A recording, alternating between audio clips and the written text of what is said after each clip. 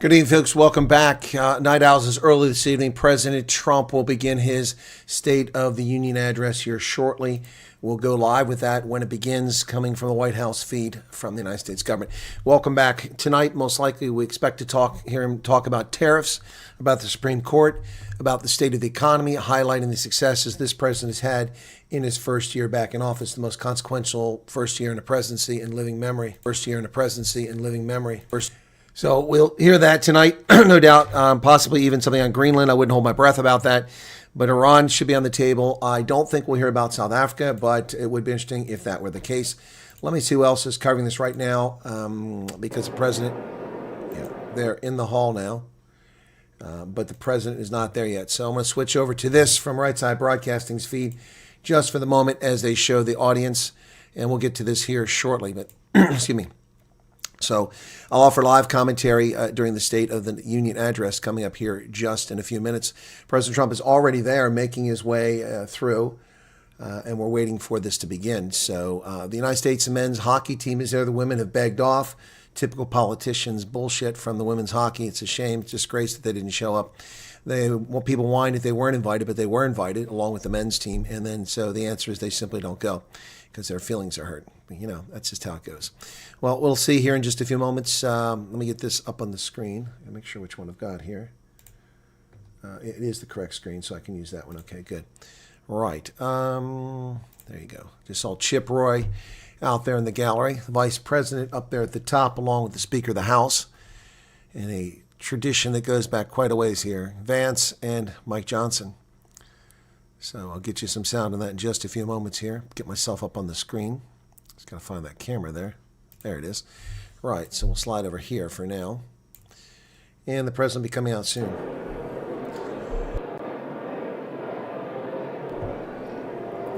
Number of guests tonight. Democrats invited victims of Epstein. I don't know why, since they're the ones mostly mentioned. There's the Secretary of War and the Secretary of Health, all Byron Daniels, a congressman from Florida. Bit of hugs going on here. Of course, Roberts Fitzgerald is a Democrat, but remember, there is the Treasury Secretary, Scott Bessent, at the top of the screen where it says live, smiling, hand on the chair there. Byron Donalds is the black gentleman, just got a pat on the shoulder next to Kennedy. Kennedy getting a hug. Secretary of War also there. These four other familiar faces. Additionally, tonight, the U.S. men's hockey team will be there. A number of others have been invited to the gallery tonight. We're looking forward to seeing who all is there. There's Senator John Cornyn with the gray mane there. And you see the bald spot starting to wear through the thin hair coverage. To the back of his head, the rather tall gentleman in the bottom of the screen. So looking around, a number of Democrats won't show up. There, of course, is the jerk-off from Texas. You cannot see him. I'll take myself off camera. The rude bastard, the black supremacist, just above where it says POTUS there, that piece of human sludge. Anyway, so we will see how this one goes. Democrats behave like children, and petulant children at that. On many occasions, screaming and yelling at the president. Of course, we saw Nancy Pelosi, the insider trading genius, who has made hundreds of millions of dollars off of her time in Congress, immorally. We saw her rip up the president's speech, which is a matter of public record, and it's a Federal Records Act, a criminal act never charged for her conduct a few years ago. There's Chip Roy in the center, just above where it says 2026. Bald gentleman, congressman from Texas. Not really sure what we're waiting on now. There's Barron Trump and his sister, and brothers, and other sister. All of them are right there. Look at that, Ivanka's there talking to Barron, and then the other one off to the other side. So the Trump family is present. Looks like either a lot of people are away from their seats or there are a lot of empty seats. I'm not sure which, but the Democrats are filthy, disgusting perverts and retards who don't have the common decency to show up in a proper fashion and behave at a State of the Union address. They used to. That was before it became a perverted, sick, twisted party of Epstein. That's who the Democrats have become. So lots of Republicans joining ranks with them, attacking Trump, the only president to ever release. Here we go. It's time. Calling the House to order. Mike Johnson. Mr. Speaker, the President of the United States. Tepid applause for the President. Mr. Speaker, the President of the United States. Now we'll see if the other broadcast has it on. Yes. We'll go to that broadcast now. Sound is not very good. There we go. Sound is very low, so I may have to switch back. This is the White House feed. I don't know why it's so low. We'll see when he gets to the speaker if it continues to be low.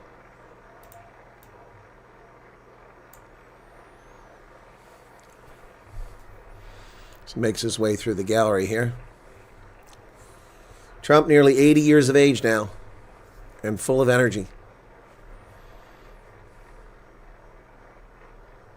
Man said he would become president one day, and son of a gun if he didn't. We had to suffer through George Bush, Bill Clinton, Barack Obama, Joe Biden to have this president. There's Steve Scalise behind him, majority whip. Kind of a fan club sort of approach here. I don't know who that person is. That lady looks very expectant. She wants to get a handshake in there.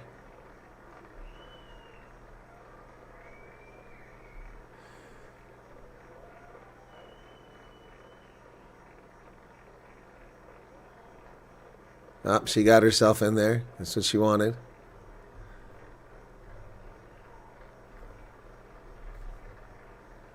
We can't hear the applause. My apologies for that, but the sound is very, very low. Yeah, I hope I look so good when I'm 80 as well. There's Debbie Wasserman Schultz, a scumbag, piece of human filth from Florida, Democrat, the House of Representatives, former DNC chair. He looks better than Steve Scalise. The guy walking behind him is bald. Scalise is in his 60s. All right, hopefully, I'm waiting to see what the microphone says. If not, I'll have to switch to another broadcasting source. Remember a couple years ago, I had my speech by President Trump was removed by YouTube because they were scumbags and accused me of fake news when I was broadcasting the President of the United States. Unbelievable. Unbelievable. There's Chief Justice John Roberts, Kagan, Gorsuch, Amy Barrett Cohen.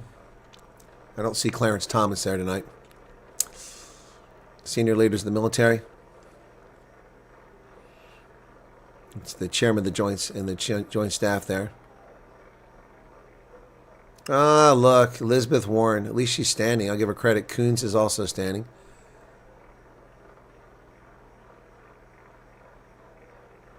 And there's Fetterman. Fetterman's wearing his business suit.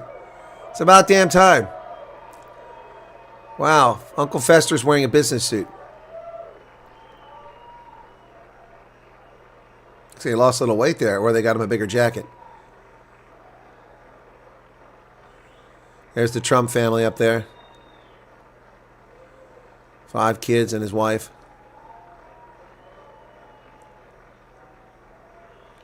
At 18, Barron is the tallest of his kids. I may have to do a quick switch here because this sound is atrocious. There's Monica Crowley over there on the side. I see her.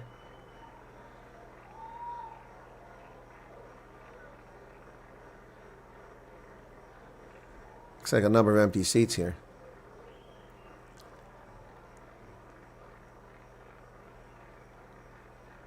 It's a long round of applause here.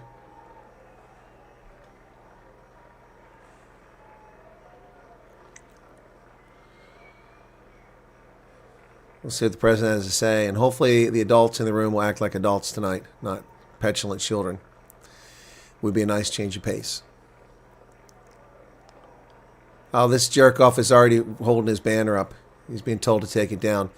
This scumbag racial supremacist from Texas.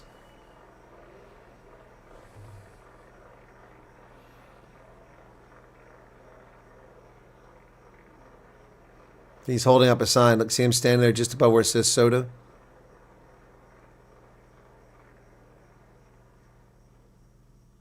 Members of Congress, I have the high privilege and distinct honor of presenting to you the President of the United States. Some of the Democrats, well, they're not Democrats. Fetterman applauded. About the only one. Lukewarm applause.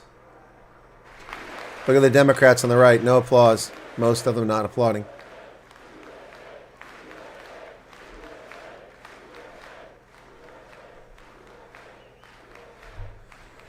Hopefully his mic's working well. Let's get it started. Well, thank you very much, everybody. It's really an honor.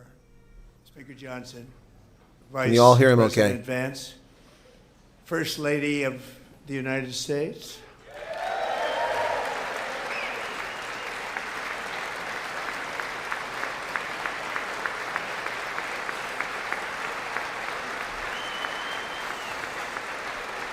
That's cool. Barron stands for his mom.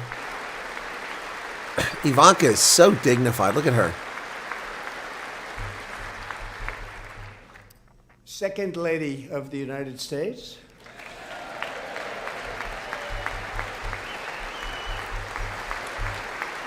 An Indian.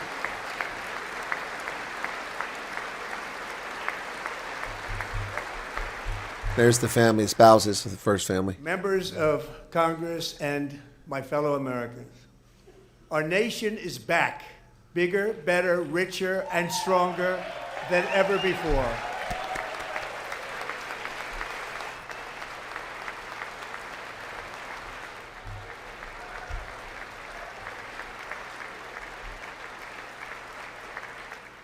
Less than 5 months from now, our country will celebrate an epic milestone in American history. 250 years. The 250th anniversary of our glorious American independence. This July 4th, we will mark 2.5 centuries of liberty and triumph, progress and freedom in the most incredible and exceptional nation ever to exist on the face of the earth. And you've seen nothing yet. We're going to do better and better and better. This is the golden age of America. Can you imagine Trump was born when the country was 170 years old? 170 years old, with him being almost 80 now.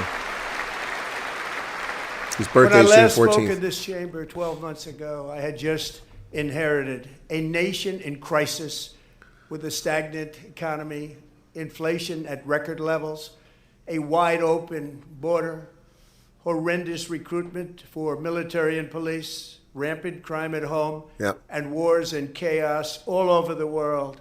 But tonight, after just 1 year, I can say with dignity and pride that we have achieved a transformation like no one has ever seen before, and a turnaround for the ages. It is indeed a turnaround for the ages. Yep, indeed it is. Democrats can't bring themselves to applaud this.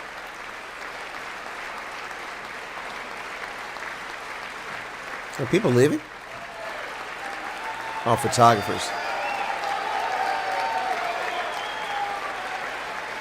How many photographers are in there? And we will never go back to where we were just a very short time ago. We're not going back. Today our border is secure.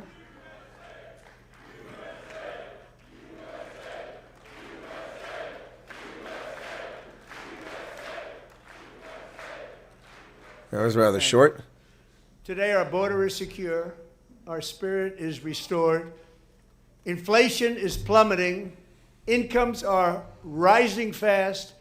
The roaring economy is roaring like never before. And our enemies are scared. Our military and police are stacked. And America is respected again, perhaps like never before. I don't really care for the train seal sort of thing. The Democrats just hate America. Look at them. At least when Biden spoke, if he said something proper about America, the Republicans applauded. After 4 years in which millions and millions of illegal aliens poured across our borders, totally unvetted and unchecked, we now have the strongest and most secure border in American history by far. And there's more to do.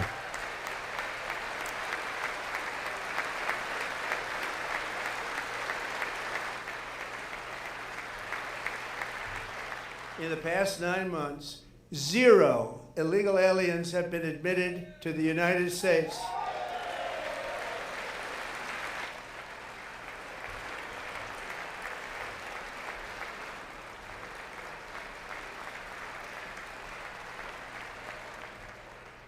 But we will always allow people to come in legally, people that will love our country and will work hard to maintain our country. Yep.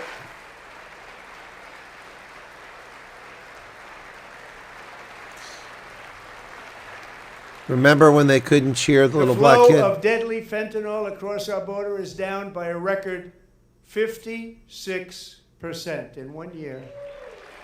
Got another 44 to go.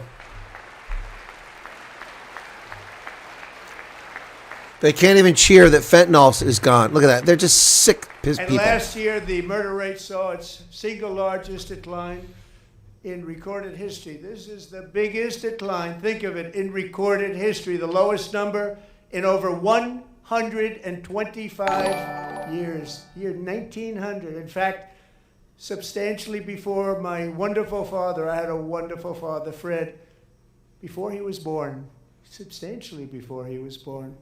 That's a long time ago. He wouldn't like me to say that, but that's a long time ago.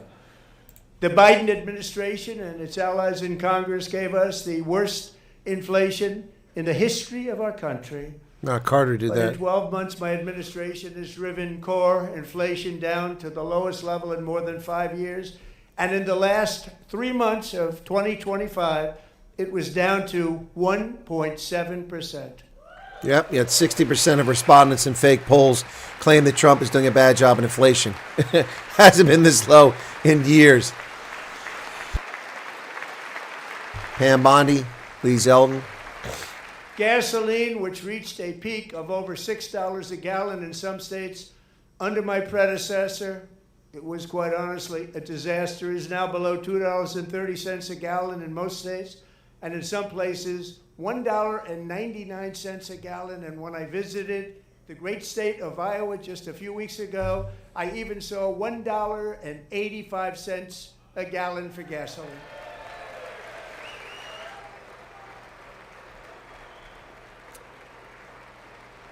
Hey, Pikachu. Mortgage rates are the lowest in 4 years and falling fast, and the annual cost of a typical new mortgage is down almost $5,000 just since I took office. 1 year.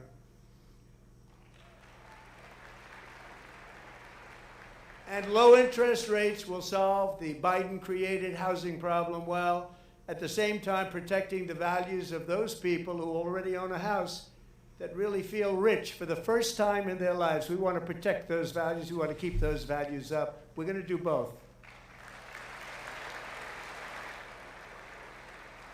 And we are going to keep it that way.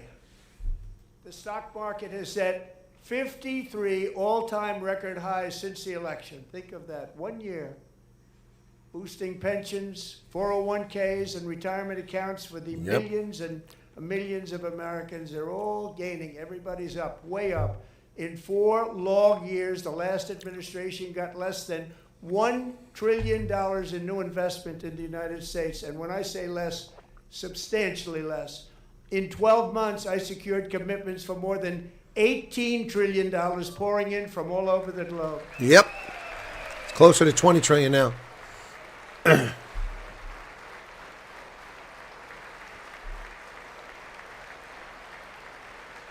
Think of it, much less than $1 trillion for 4 years versus much more than $18 trillion for 1 year. What a difference a president makes.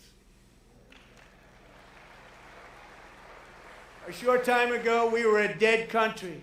Now we are the hottest country anywhere in the world, the hottest.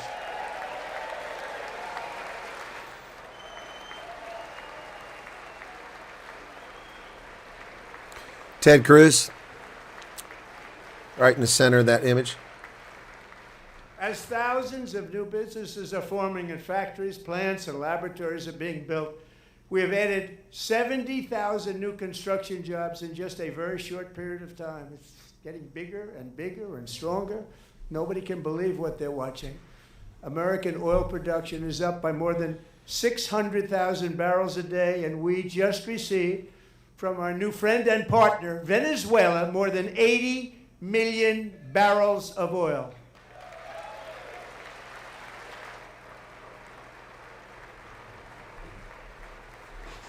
Yep, you're right, Sean. That's who he represented, not Americans.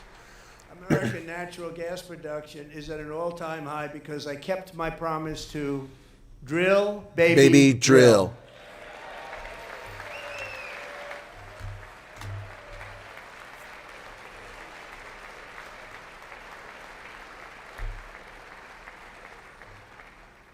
More Americans are working today than at any time in the history of our country. Think about that. It's also a bigger country than any time in history. More working today.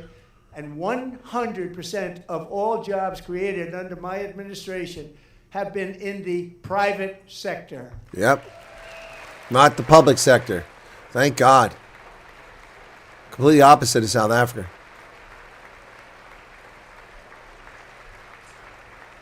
We ended DEI in America. Racist bigotry. Get rid of it. Well done. Look at the Democrats. It hurts their feelings that their racism can't survive. We cut a record number of job-killing regulations, and in 1 year we have lifted 2.4 million Americans, a record, off of food stamps. That's a good improvement, especially since too many people qualify for America, shouldn't even be eligible. And for all of these reasons, I say tonight, members of Congress, the state of our union is strong.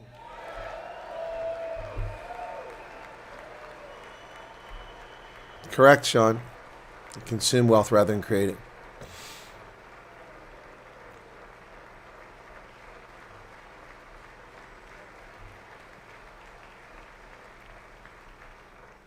Our country is winning again. In fact, we're winning so much that we really don't know what to do about it.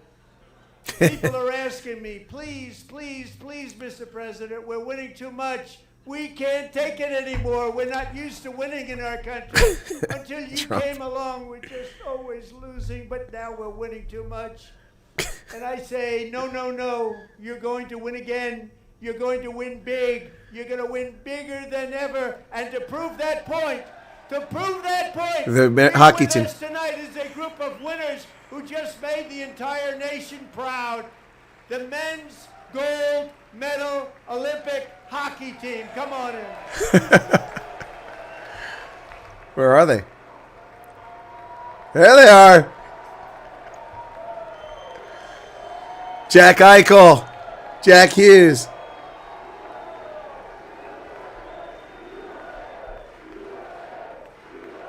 And I let 8 of them in.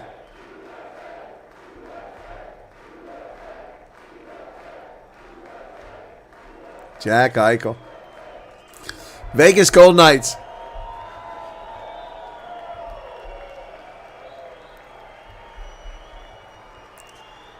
Oh, there they are on the other side. Okay. Connor Hellebuck. There they are.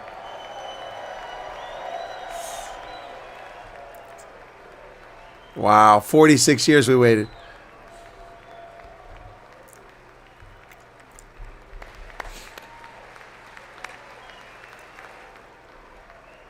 They got Democrats off their ass finally.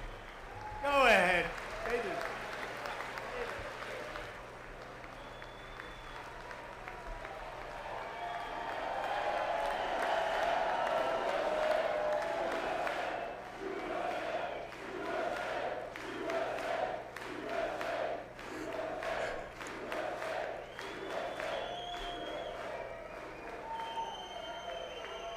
18 players.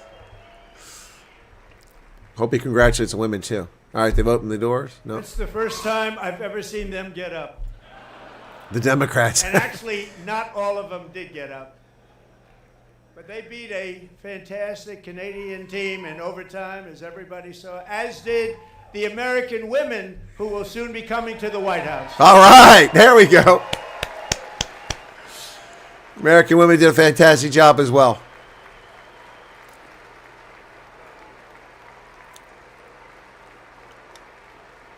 So they're coming to the White House. That's going to be awesome.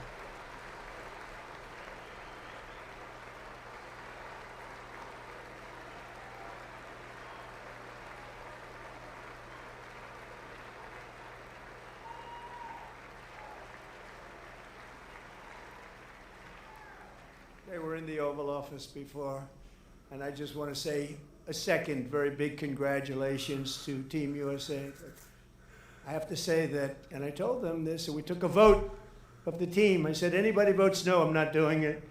So they stood there, and they weren't about to say no, because I've never seen a goaltender play as well as goalie Connor Hellebuck. Yeah. Oh, yeah. Incredible. There he is. Chewing gum. Look at Raskin sitting there. Is that whoever that guy's with a mask on? What's with the mask? What the hell's wrong with that guy wearing a mask? The COVID scam's over, buddy. The COVID scam's over. Take your mask off. What an idiot. What a retard. Think of it, 46 shots on goal, and I asked him, the one shot, the one where you 42. put your stick in the back and it hit the neck of your stick and bounced off. You practice that, or was that a little lucky? He refused to answer that question.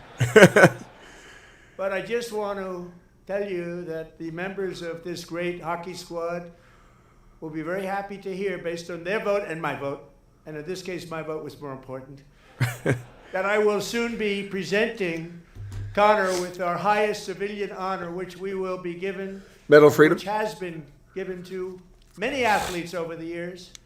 But when I say many, not too many, like 12, it's called the highest civilian honor in our country, the Presidential Medal of Freedom. Freedom. Connor Hellebuck, wow. Light Rain, I made a video about that earlier. I have to edit it and publish it when I'm done with this stream. Zach Wierenski behind him. Wow, that's pretty cool. That's pretty cool. He's rubbing his heart. Great athletes have gotten that, very great, the best, and I thought he deserved it. And I did take a vote, every single one of them. I said, I'm not giving it if anybody goes no, and every single one of them rapidly put up their hand. So I want to thank you all. What a special job you did. What special champions you are. Thank you very much. Yep. And the ladies, too.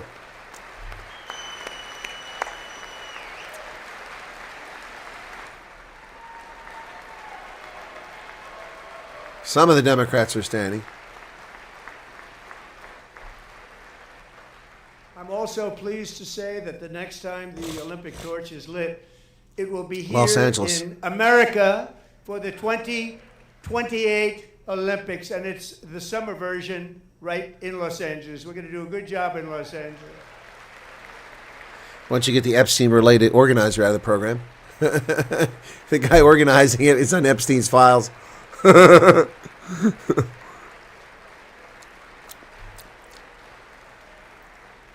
Los Angeles is going to be safe, just like Washington, D.C. is now one of the safest cities in the country.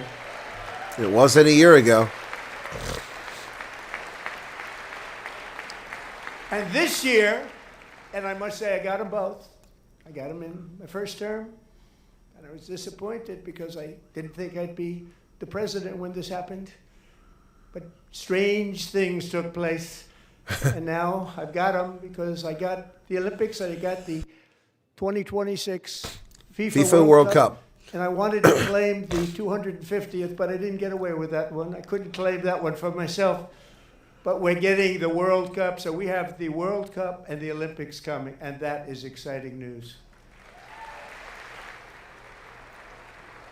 And the Women's World Cup. But that's after he's out of This will office. be a year to celebrate our country and the heroes who have kept it free. Men like Buddy Taggart. At age 17, Buddy volunteered to defend America in World War II, serving in the Pacific under the great General Douglas MacArthur.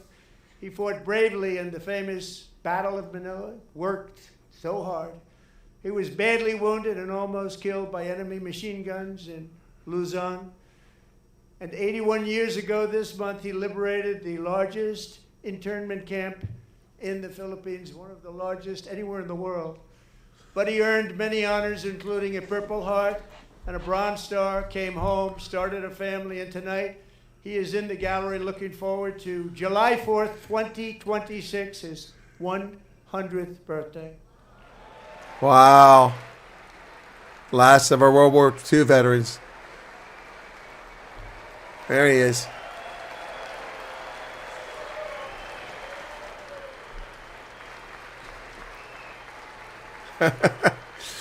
"99 years old."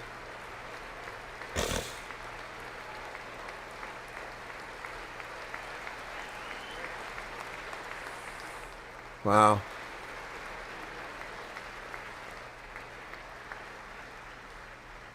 So, Buddy, you're a brave man, and we salute you. Even in times of challenge, setback, and immense heartache, the spirit of 1776 has always shone through very brightly. It was July 4th of last year when floodwaters tore through a girls' summer camp in Central Texas. One of the worst things I've ever seen. I was there, rising 26 feet in the matter of minutes, tragically claiming many lives. You all remember that one.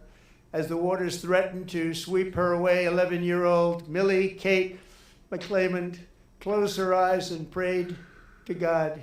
She thought she was going to die. Those prayers were answered when Coast Guard rescue swimmer Scott Ruskin descended from a helicopter above. Nobody knew where he came from. It was Scott's first ever rescue mission. Young guy, but very brave, very top, always top in his class. And he lifted not just Millie Kate, but 164 others to safety. Wow.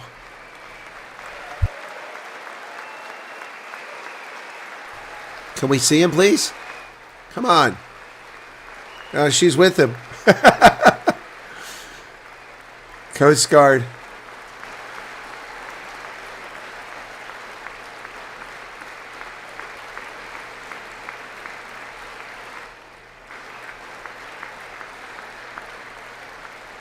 Wow. People watched Scott from a distance, and they couldn't believe what they were seeing. The winds were blowing, the rain was pouring, everything was going, and that rapid water, nobody's ever seen anything like it. They said, wow, that's something. Tonight, Scott and Millie Kate are here together, reunited for the very first time. Thank you, Scott, Millie Kate. Wow, that's pretty cool.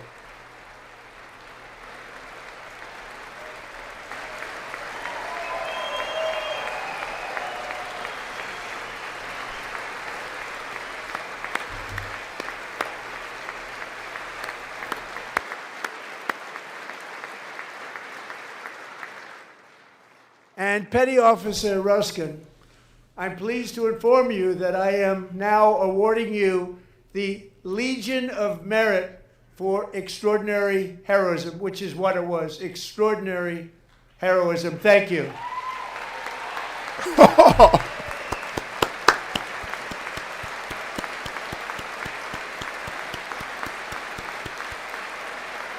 I have the Legion of Merit. And I'd like to have the military But not for aid heroism. please come down and take care of the service. Military aid, thank you very much. Take care of that very important service. Thank you very much.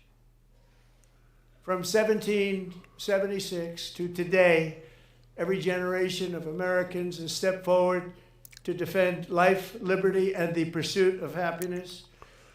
And they're really doing it for the next generation. But now it's our turn. Together we're building a nation where every child has the chance to reach higher and go further, where government answers to the people, not the powerful, and where the interests of hardworking American citizens are always our first and ultimate concern. That is the debt we owe to the heroes who came before us, and that is the promise we must keep to America for our 250th year. Last year, I urged this Congress to begin the mission by passing the largest tax cuts in American history, and our Republican majorities delivered so beautifully. Thank you, Republicans.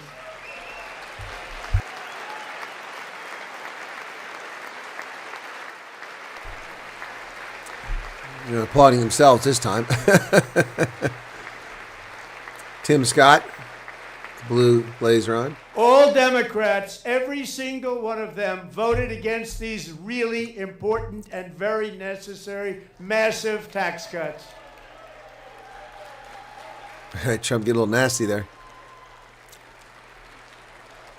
They wanted large-scale tax increases to hurt the people instead. They stood to applaud themselves for voting against the tax cut. We held strong, and with the great, big, beautiful bill, we gave you no tax on tips, no tax on overtime, and no tax on Social Security for our great seniors. And the Democrats stood to cheer that they blocked tax cuts for seniors and low-income people. They're sick. They're pricks. They're animals.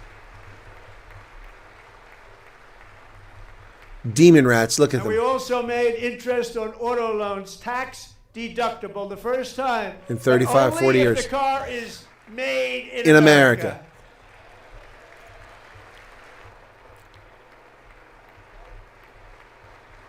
Hey, blood cup. Wow. Recently in Pennsylvania, I met Megan Hemhauser, a devoted mom who's homeschools her children.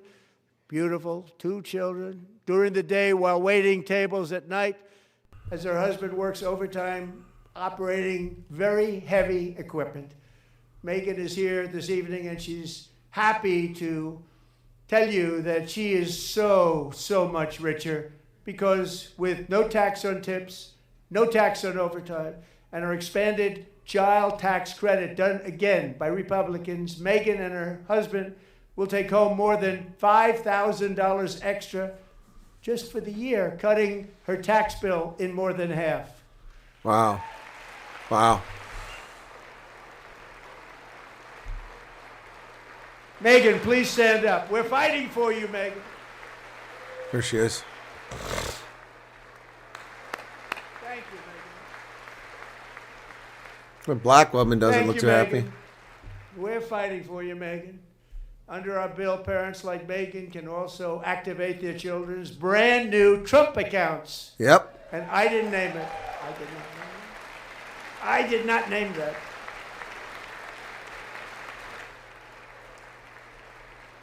Nobody believes me, but I did not name it. It was named by a very tall man sitting right there in the third row. Nice man, a good man. Tax-free investment accounts for every American child. This is something that's so special and has taken off and gone through the roof. Millions will be pre-funded courtesy of the U.S. Treasury and private individuals like Michael and Susan Dell, who have donated $6.25 billion to fund the Trump accounts for 25 million American Wow. children. Good time to have a kid right now. They're great people. Michael Dell. Wow.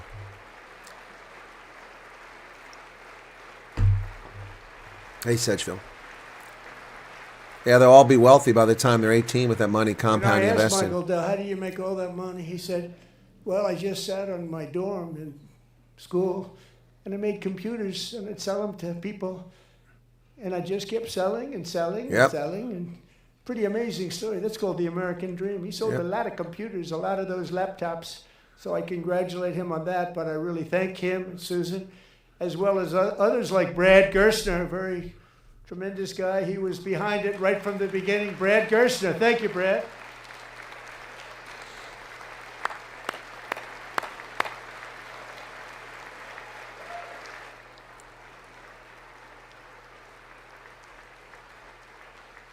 So with modest additional contributions, these young people's accounts could grow to over $100,000 or more by the time they turn 18. Think of more it. than How that. much money is that for somebody that started with nothing? Over 100,000, could be much more than that. To make this investment in our children's future, go to trumpaccounts.gov. Trumpaccounts.gov. And a lot of people are doing it. They're Yep. setting every record in the book. It's popular. They knew what it was going to take. I'm so proud of them. I'm so proud of the people that got it started. And now it's just taken off. One of the primary reasons for our country's stunning economic turnaround, the biggest in history, where the Dow Jones broke 50,000 4 years ahead of schedule, and the S&P hit 7,000, where it wasn't supposed to do it for many years, were tariffs. I used these tariffs, took in hundreds of billions of dollars to make great deals for our country, both economically and on a national security basis. Everything was working well. Countries that were ripping us off for decades are now paying us hundreds of billions of dollars. They were ripping us so badly, you all know that. Everybody knows it. Even the Democrats know it. They just don't want to say it. And yet these countries are now happy, and so are we. We made deals. The deals are all done. And they're happy. They're not making money like they used to, but we're making a lot of money. There was no inflation, tremendous growth. And the big story was how Donald Trump called the economy correctly, and 22 Nobel Prize winners in economics didn't. They got it totally wrong. They got it really wrong. And then just 4 days ago, an unfortunate ruling from the United States Supreme Court. It just came down. It came down. Very unfortunate ruling. Democrats are applauding it. But the good news is that almost all countries and corporations want to keep the deal that they already made, right, Scott? Knowing that the legal power that I, as president, have to make a new deal could be far worse for them, and therefore they will continue to work along the same successful path that we had negotiated before the Supreme Court's unfortunate involvement. So despite the disappointing ruling, these powerful country saving, it's saving our country, the kind of money we're taking in, peace protecting. Many of the wars I settled was because of the threat of tariffs. I wouldn't have been able to settle them without. Will remain in place under fully approved and tested alternative legal statutes. And they have been tested for a long time. They're a little more complex, but they're actually probably better, leading to a solution that will be even stronger than before. Congressional action will not be necessary. It's already time-tested and approved. And as time goes by, I believe the tariffs paid for by foreign countries will, like in the past, substantially replace the modern-day system of income tax, taking a great financial burden off the people that I love. Wow. Right?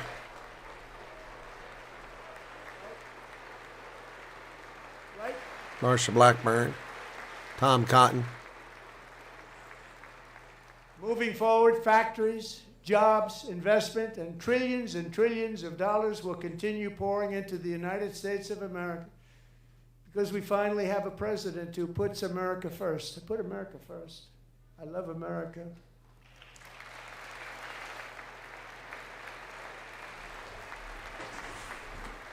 Monica Crowley in the powder blue dress on the left-hand side, standing up down there. For decades before I came along, we had the exact opposite. From trade to healthcare, from energy to immigration, everything was stolen and rigged in order to drain the wealth out of the productive, hardworking people who make our country great, who make our country run. Under Biden and his corrupt partners in Congress and beyond, it reached a breaking point with the Green New Scam, open borders for everyone. They poured in by the millions and millions from prisons, from mental institutions. They were murderers, 11,888 murders. They came into our country. You allowed that to happen. And record-setting inflation that cost the typical family $34,000 in just a speck of time. Now the same people in this chamber who voted for those disasters suddenly used the word affordability, a word they just used it.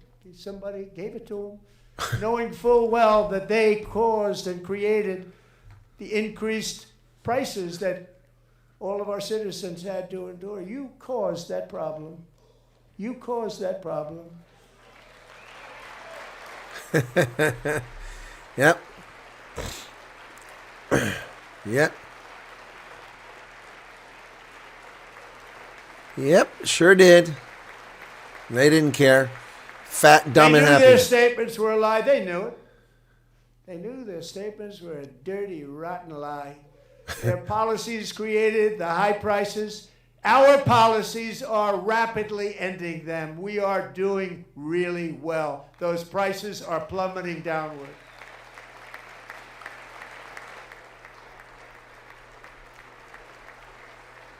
Sean Duffy, The Transportation price of Secretary. eggs is down 60%, Madam Secretary. Thank you. The cost of chicken, butter, fruit, hotels, automobiles, rent is lower today than when I took office by a lot. And even beef, which was very high, is starting to come down significantly. Just hold on a little while. We're getting it down. And soon you will see numbers that few people would think were possible to achieve just a short time ago. Yep. Nobody can believe when they see the kind of numbers, especially energy, when they see energy going down to numbers like that, they cannot believe it. It's like another big tax cut.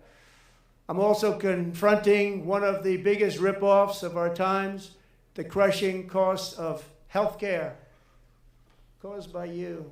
Since the passage of the Unaffordable Care Act, Yep, that's what I call it. sometimes referred to as Obamacare, big insurance company has gotten rich. It was meant for the insurance companies, not for the people.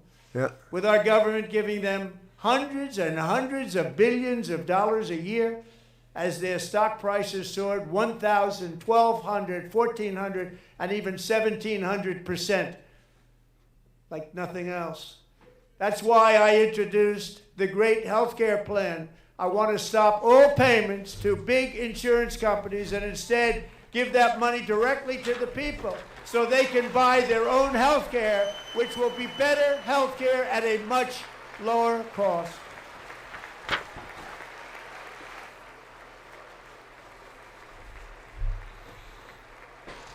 Lutnick. In addition, my plan requires maximum price transparency. That's a big deal. Sounds so simple, so big. And I did that in my first term, and the Democrats immediately terminated it with full knowledge that they were doing a very bad thing for the people. Costs were going to go way up, and that's what happened, and now I'm bringing them way down on health care and everything else. I'm also ending the wildly inflated cost of prescription Some drugs. like has never happened before. Yep.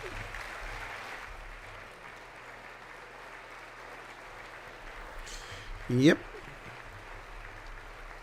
Other presidents tried to do it, but they never could. They tried.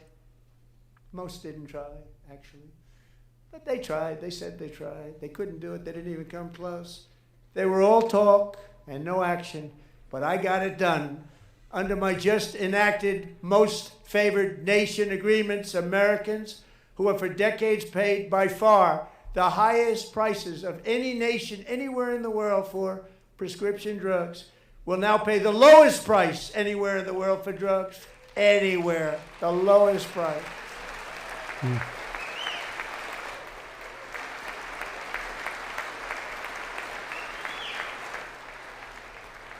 So in my first year of the second term, should be my third term, right? Strange things happen. I took prescription drugs, a very big part of healthcare, from the highest price in the entire world to the lowest. That's a big achievement. The result is price differences of 300, 400, 500, 600% and more, all available right now at a new website called TrumpRx.gov. And I didn't name that one either, by the way.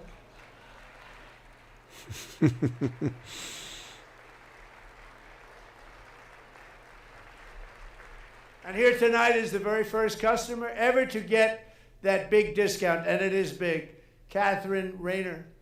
For 5 years, she and her husband have struggled with infertility, and they turned to IVF.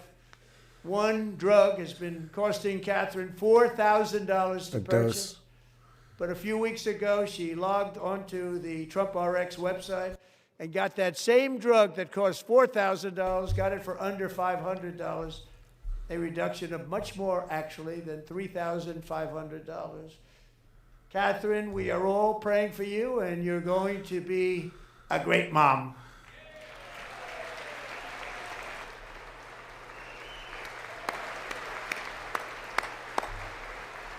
The camera people are slow here.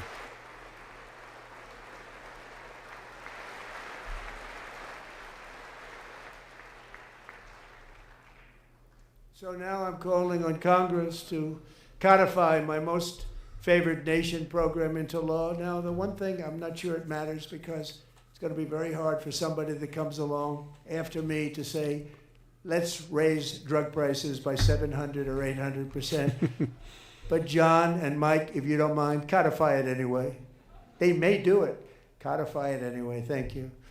Many Americans are also concerned that energy demand from AI data centers could unfairly drive up their electric utility bills. Tonight, I'm pleased to announce that I have negotiated the new Ratepayer Protection Pledge. You know what that is? We're telling the major tech companies that they have the obligation to provide for their own power needs. They can build their own power plants as part of their factory so that no one's prices will go up. And in many cases, prices of electricity will go down for the community, and very substantially down. This is a unique strategy never used in this country before. We have an old grid. It could never handle the kind of numbers, the amount of electricity that's needed. So I'm telling them they can build their own plant. They're going to produce their own electricity. It will ensure the company's ability to get electricity while at the same time lowering prices of electricity for you, and could be very substantial for all of you cities and towns. You're going to see some good things happen over the next number of years. Another pillar of the American dream that has been under attack is home ownership. With us tonight is Rachel Wiggins, a mom of 2 from Houston. She placed bids on 20 homes and lost all of those bids to gigantic investment firms that bypassed inspection, paid all cash, and turned those houses into rentals, stealing away her American dream. She was devastated. Stories like this are why last month I signed executive order to ban large Wall Street investment firms from buying up in the thousands single-family homes. Yep. Can the Democrats stand for that? Yep, some of them do. Okay, good for them. Some of them actually stand for that. Yep. Yep, that's looking out for the little guy. Now guy. I'm asking Congress to make that ban permanent, because homes for people, really, that's what we want. We want homes for people, not for corporations. Corporations are doing just fine. Rachel, thank you very much. Good luck with your home. You'll get one soon.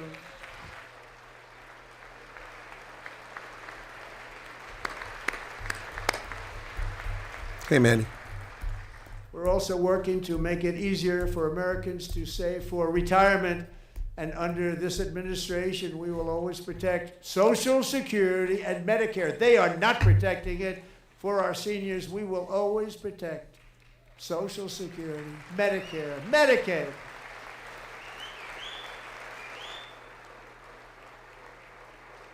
Since I took office, the typical 401k balance is up by at least $30,000.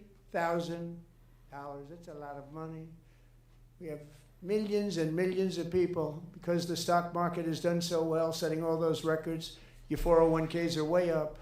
Yet half of all of working Americans still do not have access to a retirement plan with matching contributions from an employer. To remedy this gross disparity, I'm announcing that next year my administration will give these often forgotten American workers, great people, the people that built our country, access to the same type of retirement plan offered to every federal worker. We will match your contribution with up to $1,000 each year. As we ensure that all Americans can profit from a rising stock market, let's also ensure that members of Congress cannot corruptly profit from using insider information. How are you going to do that? The very people profiting from it, he's pointing to Trump. They're pointing at him. He's not. Yeah, Nancy Pelosi. That's who's doing it. What's this woman pointing at? The very people that do it, Democrats, are standing. They stood up for that. I can't believe it. I can't believe it.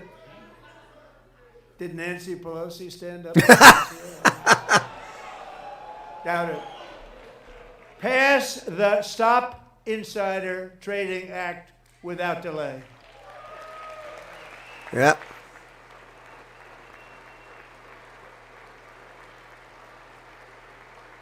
Richard Blumenthal and the astronaut. I Sitting wasn't there. sure if anybody even on this side was going to applaud for that. I'm very impressed. Thank you. I'm very impressed. But when it comes to the corruption that is plundering, it's plundering America. There's been no more stunning example than Minnesota, where members of the Somali community What's with the microphone? pillaged an estimated $19 billion from the American taxpayer. Oh, we have all the information. And in actuality, the number is much higher than that. And California, Massachusetts, Maine, and many other states are even worse. This is the kind of corruption that shreds the fabric of a nation, and we are working on it like you wouldn't believe. So tonight, although started 4 months ago, I am officially announcing the war on fraud to be led by our great Vice President, J.D. Vance. It's the microphone. Suddenly went quiet.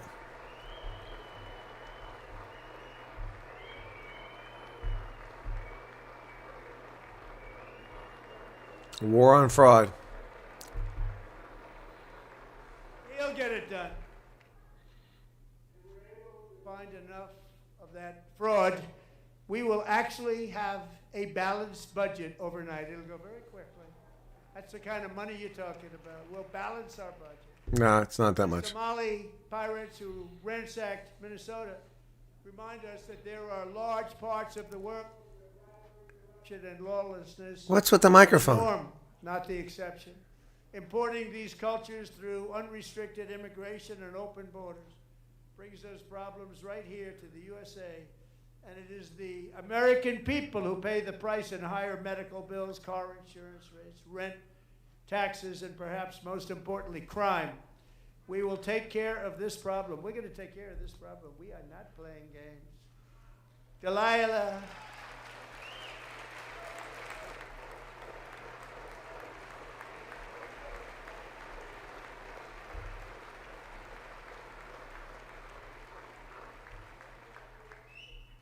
Delilah Coleman was only 5 years old in June 2024 when a 18-wheel tractor trailer plowed into her stopped car traveling at 60 miles an hour or more.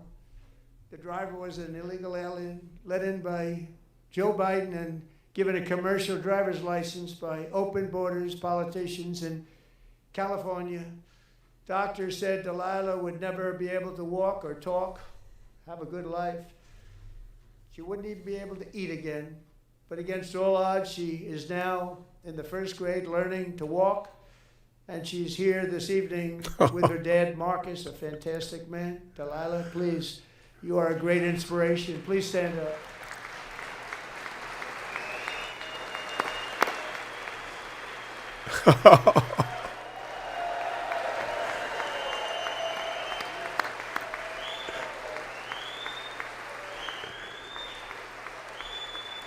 Oh, poor little thing.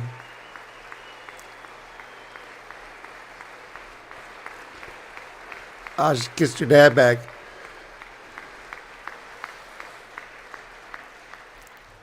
Thank you, Delilah.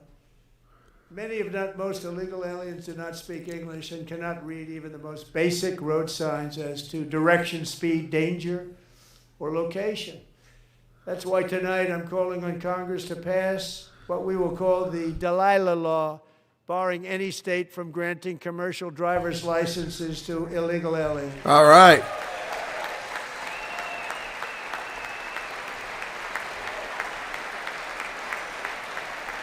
Why do you need a law to bar criminals from having a license? You shouldn't need one.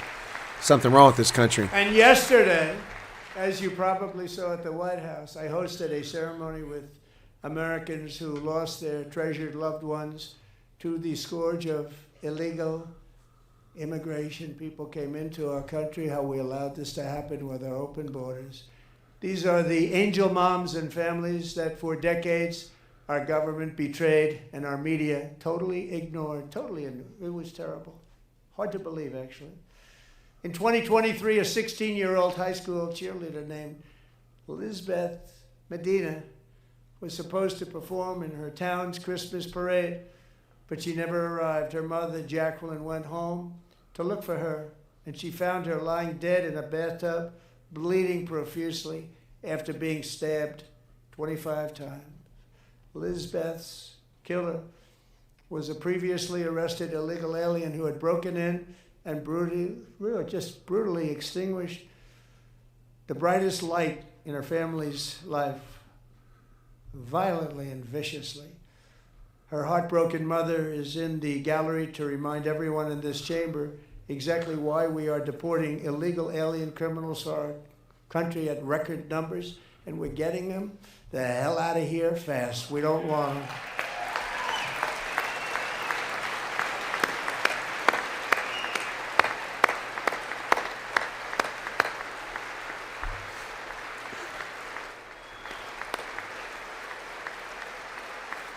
She lost her daughter.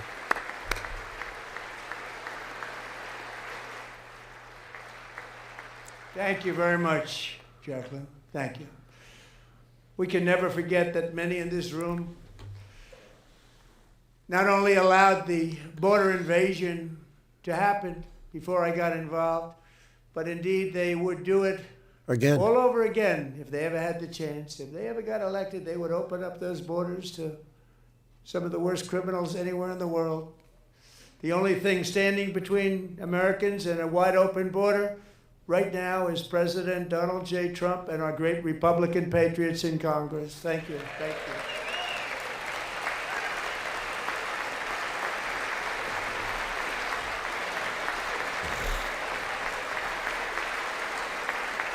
As we speak, Democrats in this chamber have cut off all funding for the Department of Homeland Security. It's all cut off. Yep. It's all cut off. They have instituted another Democrat shutdown, the first one costing us 2 points on GDP. 2 points we lost on GDP, which probably made them quite happy, actually. Now they have closed the agency responsible for protecting Americans from terrorists and murderers. Tonight I'm demanding the full and immediate restoration of all funding for the border security, homeland security of the United States, and also for helping people clean up their snow. We have no money because of the Democrats, and it would be nice. We'd love to give you a hand at cleaning it up, but you gave no money. Nobody's getting paid. It's a shame. So you have to think about it. We have, in case you didn't know, a pretty large snowstorm out there. One of the great things about the State of the Union is how it gives Americans the chance to see clearly what their representatives really believe. So tonight I'm inviting every legislator to join with my administration in reaffirming a fundamental principle. If you agree with this statement, then stand up and show your support. The first duty of the American government is to protect American citizens, not illegal aliens. Oh, here we go. Let's see this. The Democrats don't move. Look at that. Come on, show us the whole camera. Come on. Show us the Democrats. Wow, come on. Show us that. Look at that. Democrat, and they're panning it away from the Democrats. Only the Republicans stood. They sit down. Their first duty is to let criminals into the country. Wow. They hate America. They hate America. Ah, boy, Trump just set them up. Look at that. Every one of them on their lard asses, collecting $178,000 a year in salary, sitting on their asses, hating America. They don't think their number one job is to protect Americans. That's why they're elected. Look at those scumbags, every one of them. Every Democrat in the House sitting on their ass. Oh, Trump set him up right there. Marco Rubio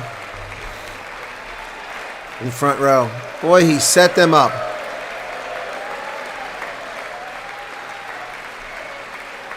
Boy, that is a campaign video right there. Look at them. Stone-faced, American-hating pieces of human feces. Look at this. Look at them. Hakeem Jeffries sitting there, stone-faced. They hate America. Debbie Wasserman Schultz, they hate America. Ro Kahana, they hate America. Disgusting, vile human beings. Boy, Trump, there you go. Look at that. Trump set them up good. That's right. That's why Democrats see voter fraud. Isn't that a shame? You should be ashamed of yourself not standing up. You should be ashamed of yourself. I love that. That is why I'm also asking you to end deadly sanctuary cities that protect the criminals and enact serious penalties for public officials who block the removal of criminal aliens. Mike Johnson's going to tell me to shut up. Drug lords, murderers all over our country, they're blocking the removal of these people out of our country, and you should be ashamed of yourself. Johnson was going to tell the Democrats to shut up. Look at that racist black woman pointing her finger, tub-of-lard fat ass, sitting there hating America.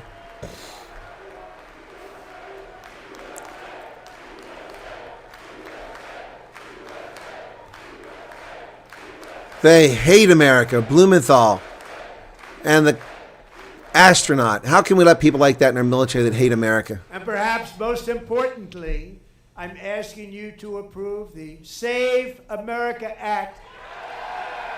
There you go.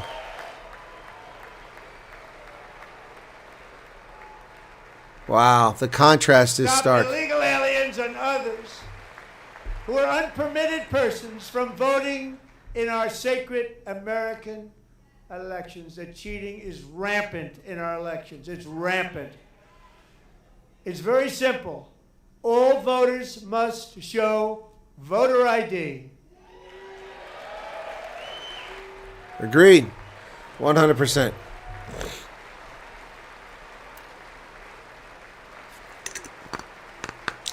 Well, he caught the Democrats on their ass big time, Trump did. I love All it. voters must show proof of citizenship in order to vote.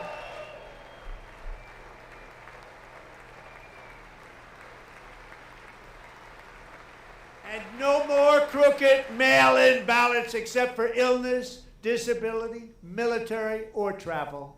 None. Yep, that's right. And this should be an easy one. And by the way, it's polling at 89%, including Democrats. 89%. 79%, but that's fine. It's shocking how much they hate America. And even the new communist mayor of New York City, I think he's a nice guy, actually. Speak to him a lot. Bad policy, but nice guy. Just said they want people to shovel snow. They got hit hard. Wants them to shovel snow. But 2 photo If IDs. you apply for that job, you need to show 2 original forms of ID and a Social Security card. Yeah, but we don't need it to vote. Yet they don't want identification for the greatest privilege of them all, voting in America. No, it's no good. No good. Both Republicans and Democrats overwhelmingly agree on the policy that we just enunciated. Hey, dog. And Congress Hey, dog. should unite and enact this common sense, country-saving legislation right now, and it should be before anything else happens.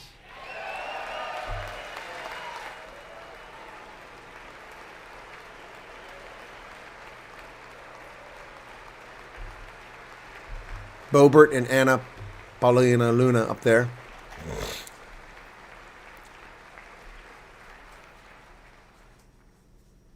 The reason they don't want to do it, why would anybody not want voter ID? One reason, because they want to cheat. There's only one reason. They make up all excuses. They say it's racist. They come up with things. You almost say, what imagination they have. They want to cheat. They have cheated. And their policy is so bad, that the only way they can get elected is to cheat. And we're going to stop it. We have to stop it, John.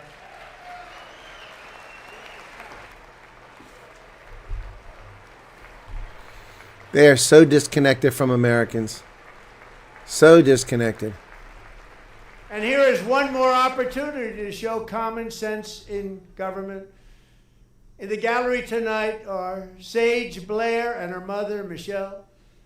In 2021, Sage was 14 when school officials in Virginia sought to socially transition her to a new gender, treating her as a boy and hiding it from her parents. Hard to believe, isn't it? No, not hard to believe at all. Before long, a confused Sage ran away from home after she was found in a horrific situation in Maryland. A left-wing judge refused to return Sage to her parents because they did not immediately state that their daughter was their son. Sage was thrown into an all-boys state home and suffered terribly for a long time. But today, all of that is behind them because Sage is a proud and wonderful young woman with a full-ride scholarship to Liberty University. Oh, yeah. Sage and Michelle, please stand up.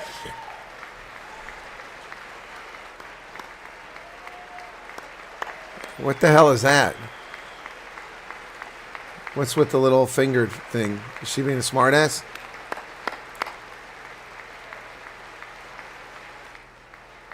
I don't think she wants to be there. That looks like two Secret Service guys making sure she's there. And thank you for your great bravery. And who can believe that we're even speaking about things like this? 15 years ago, if somebody was up here and said that, they'd say, what's wrong with him? But now we have to say it because it's going on all over numerous states without even telling the parents.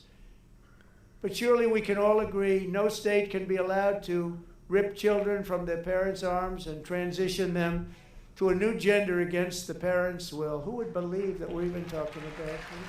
We must ban it, and we must ban it immediately. Yep. Hurting these kids.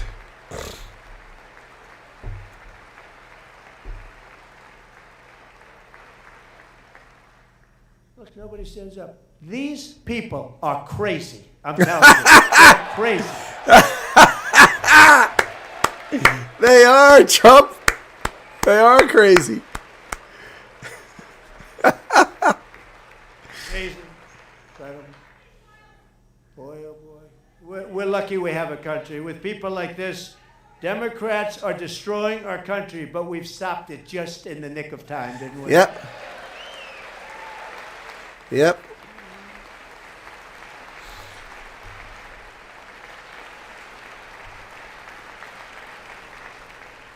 No one cares more about protecting America's youth than our wonderful First Lady. First Lady. Now a movie star. She's a movie star. Can you believe it? Who would have believed that? Over the past year, she has had an incredible impact championing AI legislation, advancing a landmark executive order on foster care, and helping secure $30 million to launch the Melania Trump Foster Youth to Independence Initiative. It's a tremendous, really a tremendous thing that happened and had a lot of bipartisan support. She gets much better bipartisan support than I do. I get none. She gets a lot. Someday you're going to have to tell me how you did that. And students and educators in every state have joined the First Lady's efforts in the presidential AI challenge, keeping America's next generation positioned to succeed and strongly succeed in the future. Tonight we welcome two young people whose lives reflect the First Lady's impact, Sierra Burns and Everest Nevermont. Thank you both, and Melania, thank you. I know how hard you worked on it. Thank you very much.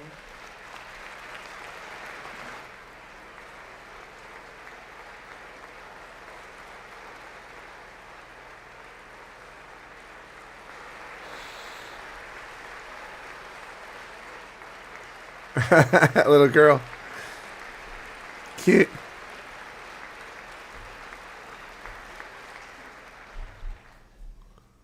I'm very proud to say that during my time in office, both the first 4 years, and in particular this last year, there has been a tremendous renewal in religion, faith, Christianity, and belief in God. Tremendous renewal.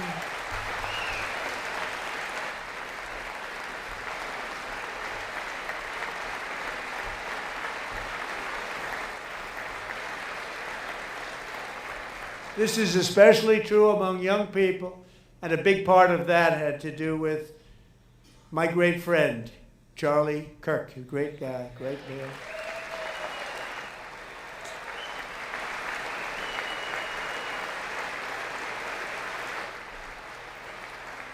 So last year, Charlie was violently murdered by an assassin and martyred, really martyred for his beliefs.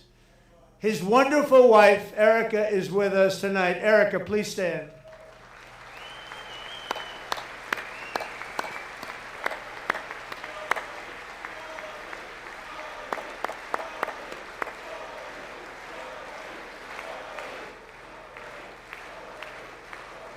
God, that woman's got some messed up lips. You can't see her. I'm in the way. Even the Democrats, some of them stood for that. Not many. A lot. In Charlie's memory, we must all come together to reaffirm that America is one nation under God, and we must totally reject political violence of any kind. Can the Democrats at least stand for that? Okay, they stand for that. Good. Even though the perpetrators are Democrats, by and large. We love religion, and we love bringing it back, and it's coming back at levels that nobody actually thought possible. It's really a beautiful thing to see. Above all, unleashing America's promise requires keeping our communities safe. We have made incredible strides, yet dangerous repeat offenders continue to be released by pro-crime Democrat politicians again and again.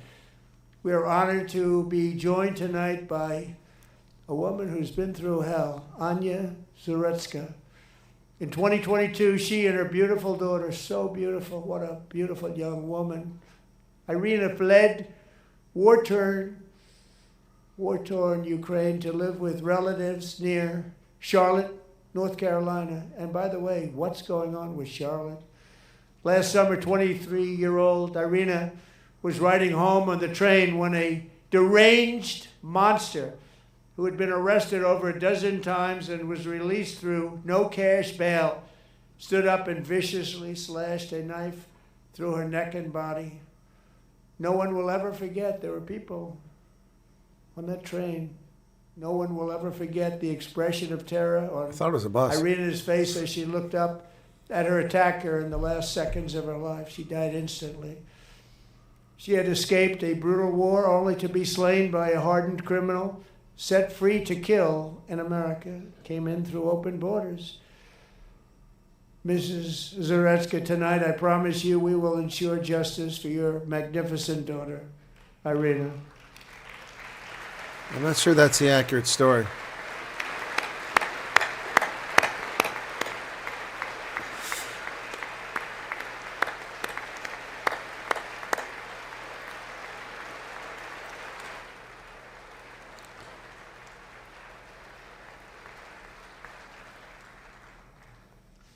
How do you not stand?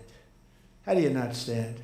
I'm asking this Congress to pass tough legislation to ensure that violent and dangerous repeat offenders are put behind bars, and importantly, that they stay there.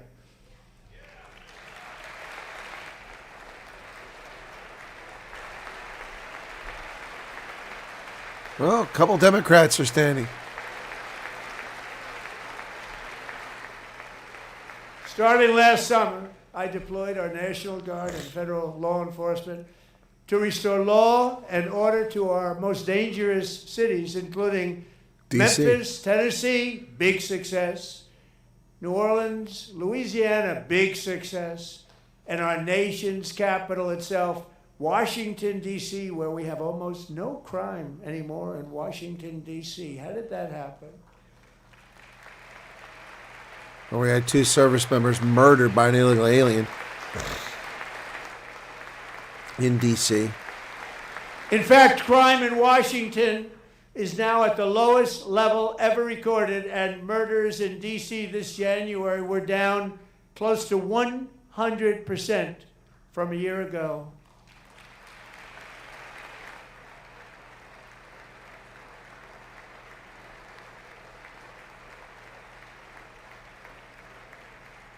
When you present consequences, criminals.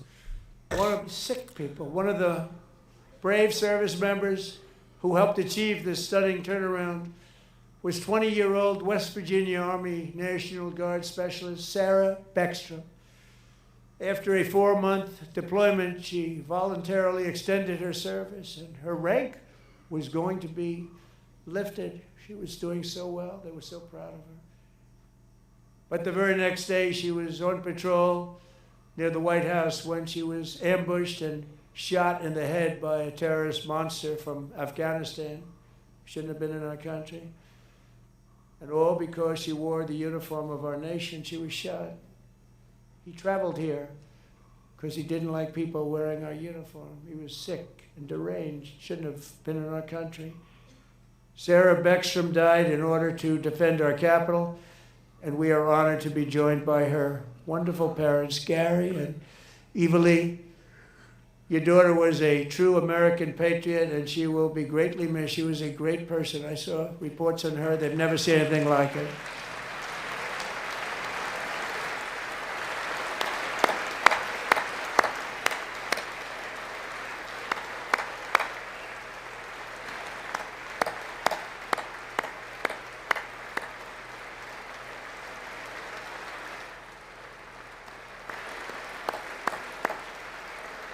Very tough for them. 20-year-old daughter Sorry. murdered. Thank you very much. She's a great young lady. I saw reports that were like, perfect. She was perfect. Serving alongside Sarah that day was Staff Sergeant Andrew Wolf. Did he survive? The terrorist shot Andrew in the head, and no one thought he could possibly make it. The two of them, Sarah and Andrew, both shot violently in the head. Neither was expected to make it. They weren't even given a chance, except his wonderful mother, named Melody, who I spoke to the same night. And she was so positive.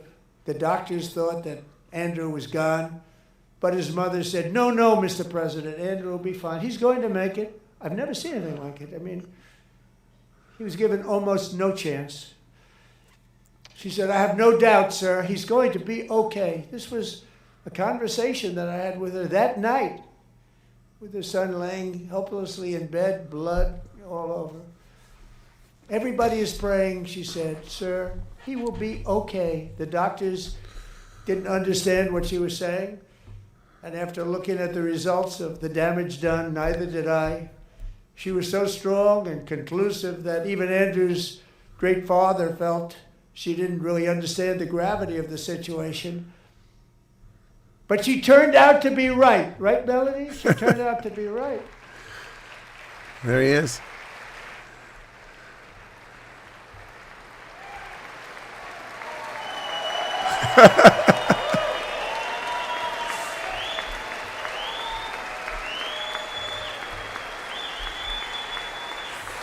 All these victims of violent crime, courtesy Democrats. Now, the Democrats stood that time. They don't dare not stand for military. They're not that stupid.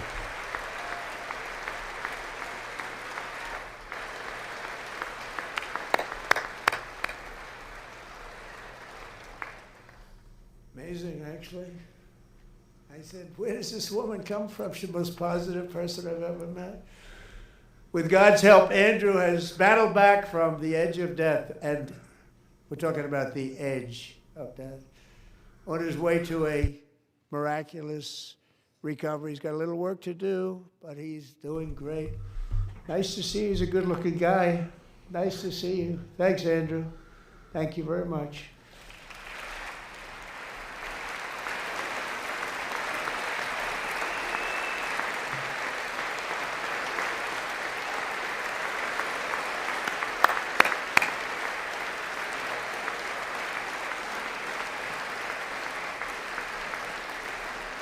So, Andrew, while you're up, now I'm going to ask Decoration. Highly respected General James Seward to present Staff Sergeant Andrew Wolf and the great family of Sarah Beckstrom with the award created by our late great President George Washington himself. It's Purple called Heart. The Purple Heart.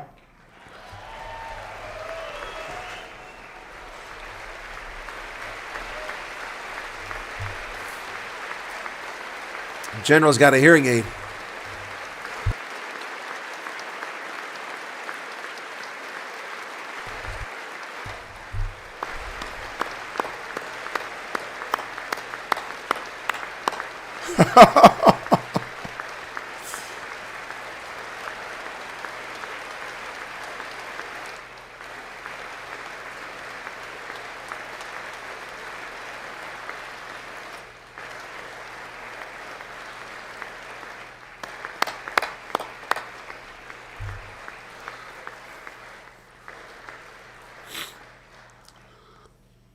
Wow. Love you all. Love you. We're proudly restoring safety for Americans at home, and we are also restoring security for Americans abroad. Our country has never been stronger. In my first 10 months, I ended 8 wars, including Cambodia. Isn't it funny? Sick people.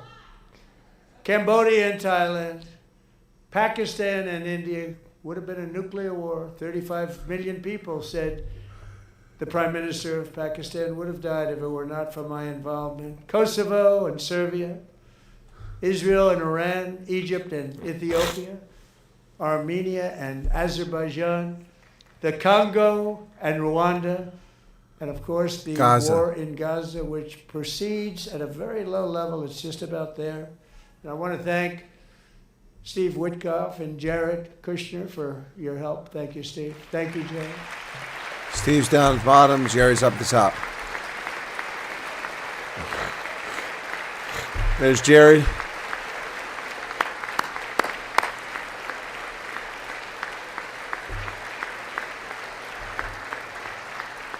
And I also want to thank the man they report to, Secretary of Marco State Rubio.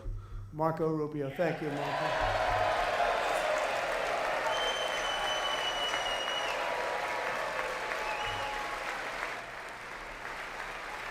Hasn't talked about Iran.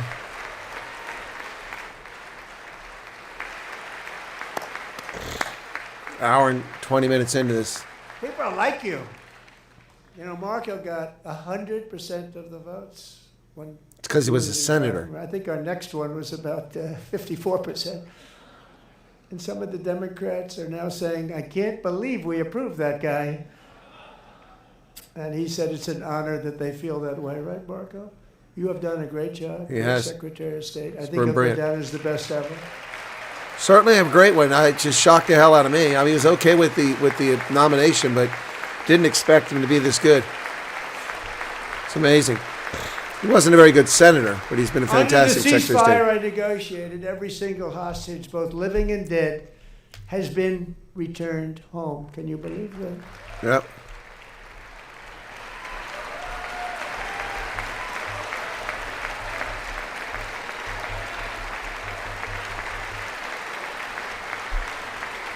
Nobody thought it was possible. Nobody thought that was possible. Both living and dead. And those parents who had a dead son, their boy, they'd always tell me their boy, they wanted him as much as though he were living.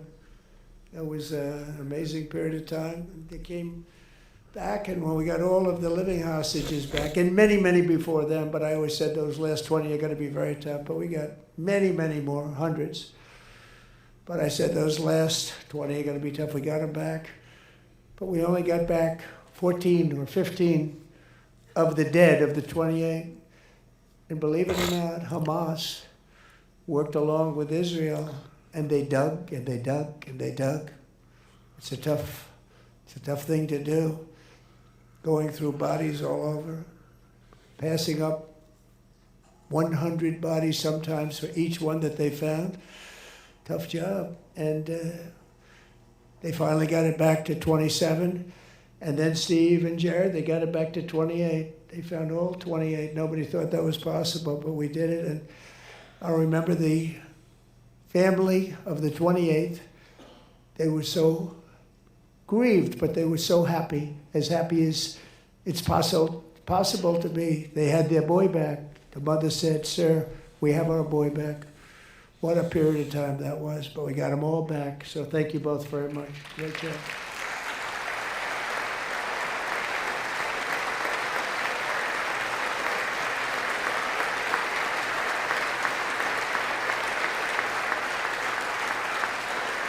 And we're working very hard to end the 9th war, the killing and slaughter between Russia and Ukraine, where 25,000 soldiers are dying each and every month. Think of that, 25,000 soldiers are dying a month.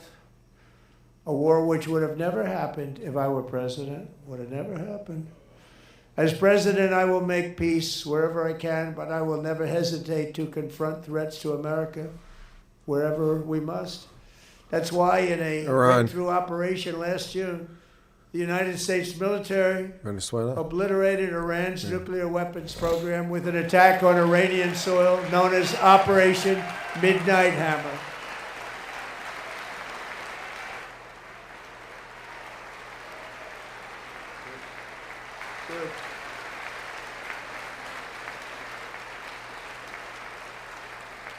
For decades, it had been the policy of the United States never to allow Iran to obtain a nuclear weapon. Many decades. Since they seized control of that proud nation 47 years ago, the regime and its murderous proxies have spread nothing but terrorism and death and hate. Yep. They've killed and maimed thousands of American service members. Yep. Hundreds of thousands and even millions of people with what's called roadside bombs. They were the kings of the roadside bomb. And we took out Soleimani. I did that during my first term. Had a huge impact. He was the father of the roadside bomb.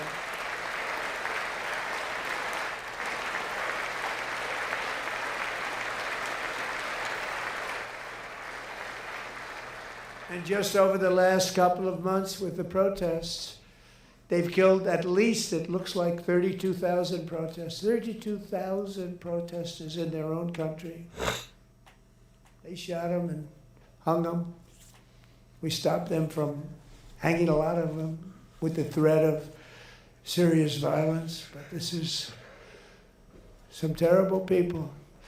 They've already developed missiles that can threaten Europe and our bases overseas, and they're working to build missiles that will soon reach the United States of America. After Midnight Hammer, they were warned to make no future attempts to rebuild their weapons program, and in particular, nuclear weapons. Yet they continue, starting it all over. We wiped it out, and they want to start all over again, and are at this moment again pursuing their sinister ambitions. We are in negotiations with them. They want to make a deal, but we haven't heard those secret words. We will never have a nuclear weapon. My preference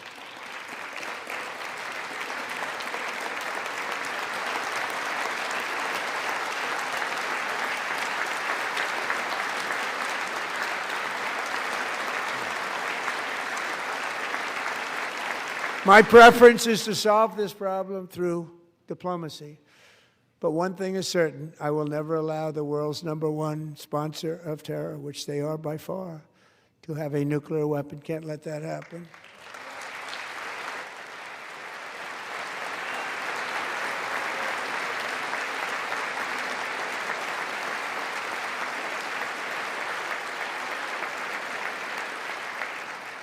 And no nation should ever doubt America's resolve. We have the most powerful military on earth. I rebuilt the military in my first term. We're going to continue to do so. Also, we just approved a $1 trillion budget. We have no choice. We have to be strong, because hopefully we will seldom have to use this great power that we built together. It's really called peace through strength, and it's been very, very effective.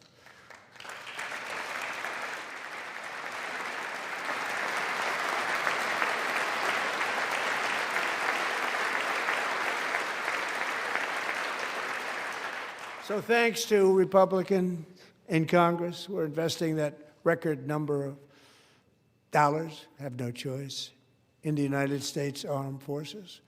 Also creating a lot of jobs, but we're not even doing it for that reason.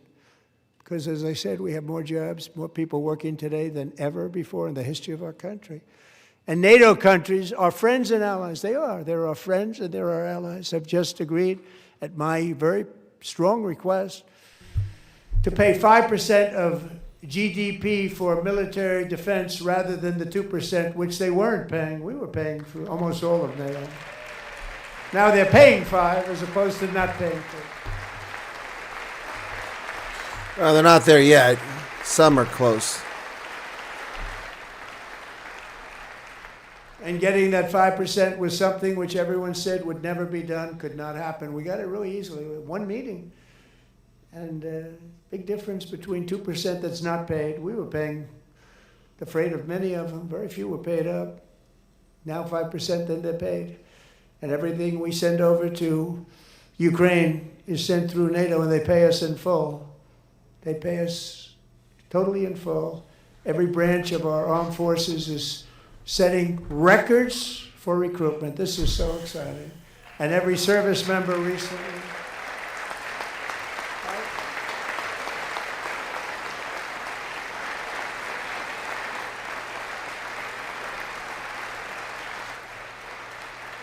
And every service member recently received a warrior dividend of $1,776.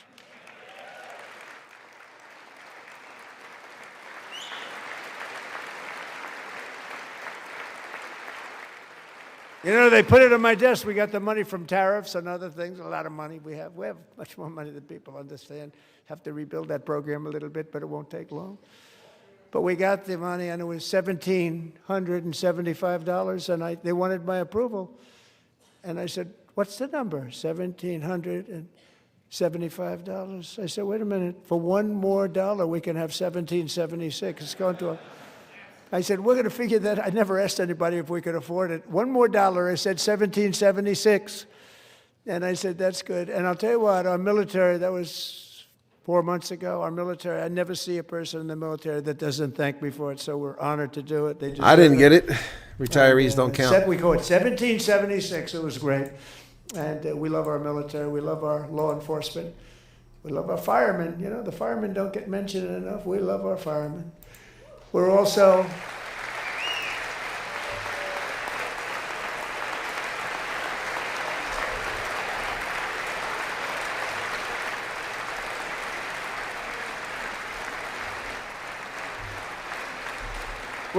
restoring American security and dominance in the Western Hemisphere, acting to secure our national interests and defend our country from violence, drugs, terrorism, and foreign interference. For years, large swaths of territory in our region, including large parts of Mexico, really large parts of Mexico, have been controlled by murderous drug cartels. That's why I designated these cartels as foreign terrorist organizations, and I declared illicit fentanyl as a weapon of mass destruction.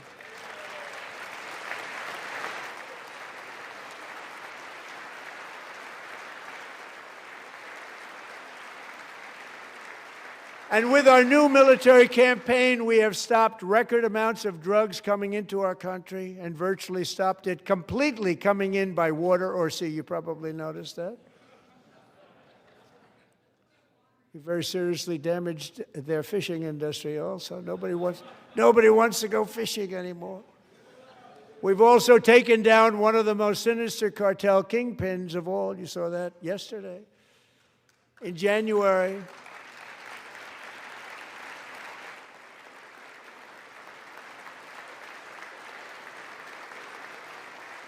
Now, that money's not for the veterans. That was for active duty of the 1776. In January, elite American warriors carried out one of the most complex, spectacular feats of military competence and power in world history. No one's seen anything like it. Foreign leaders, I won't tell you who, called me and they said, very impressive, very good. They couldn't believe, they all watched. They saw what happened. This is a different fighting force than we had years ago when we fought to tie. You know, it's a great fighting force. I'm so proud of it. Look at Space Force. Space Force is my baby because we did that. My baby. It's becoming so important.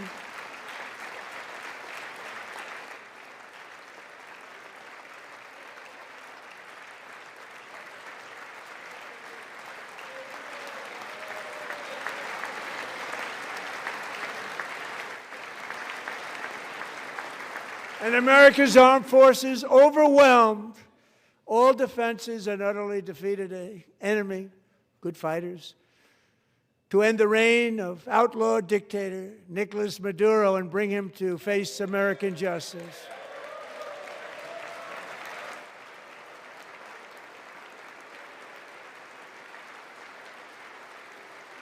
And this was an absolutely colossal victory for the security of the United States, and it also opens up a bright new beginning for the people of Venezuela. We're working closely with the new president of Venezuela, Delcy Rodriguez, to unleash extraordinary economic gains for both of our countries and to bring new hope to those who have suffered so terribly. They really did suffer. With us tonight is Alejandro Gonzalez. She grew up in a tight-knit Venezuelan family and was especially close to her beloved uncle Enrique. But after Enrique ran for office and opposed Maduro, he was kidnapped by Maduro's security forces and thrown into the regime's really infamous prison in Caracas. Alejandro feared she would never see her uncle again. She feared for her own life also.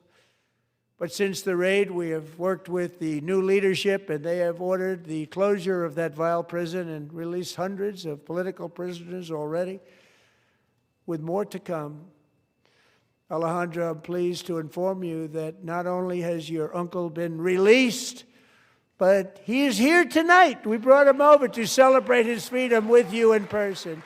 Enrique, please come down.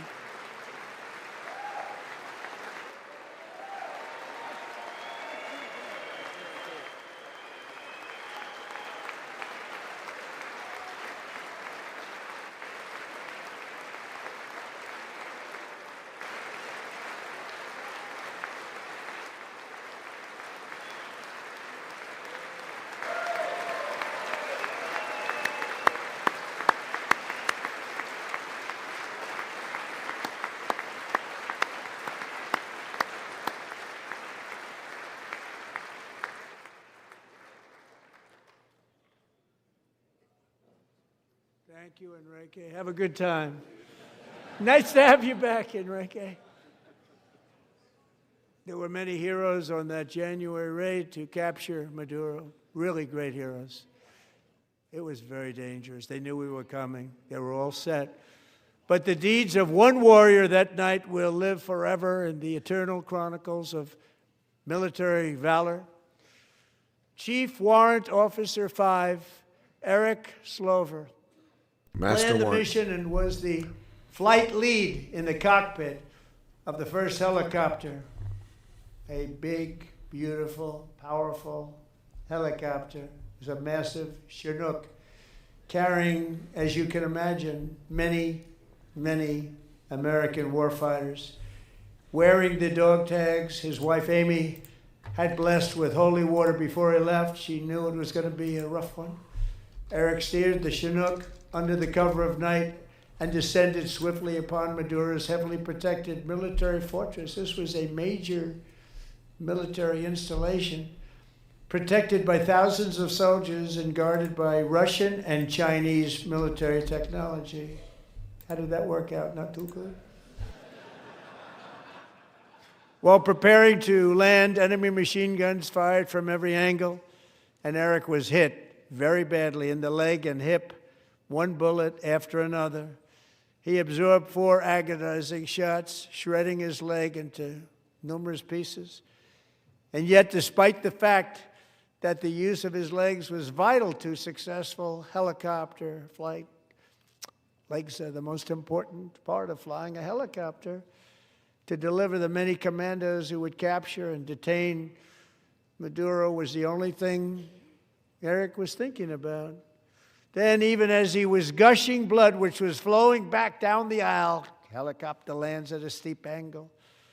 The machine gun stood right in front of him. They were right in front of him, two machine gunners who escaped the wrath of the previous planes. Eric maneuvered his helicopter with all of those lives and souls to face the enemy and let his gunners eliminate the threat.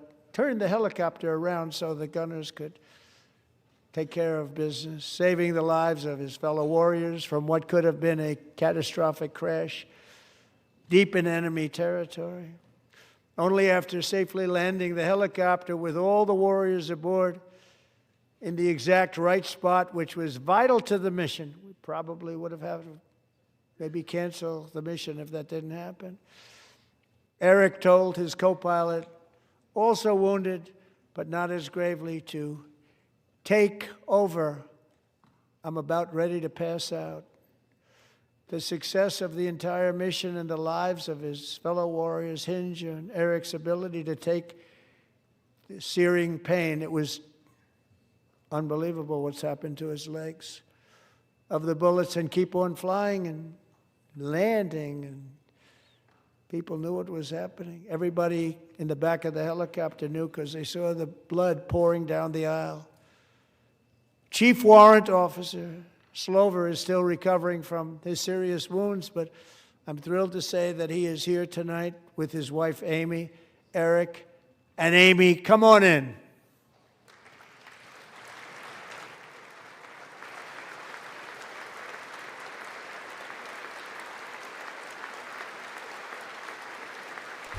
It's going to be a 2-hour one at least. Gee, many crickets. I was hoping we'd be done by 10:40. Oh, Chucky Schumer's even standing this time. See, they'll stand for the military. They'll stand for the military.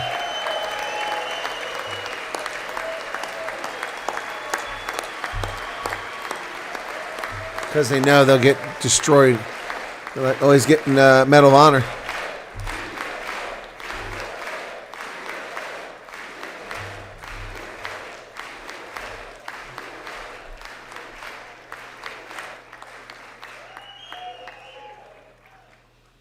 So we have a surprise for Eric and Amy. In recognition of Eric's actions above and beyond the call of duty, I would now like to ask General Jonathan Braga to present Chief Warrant Officer Slover with our nation's highest military award, the Congressional Medal of Honor. No emotion. Wow. Look at all those combat stripes down his right sleeve. Each of those represents 6 months in combat. Yeah, he's a big fella.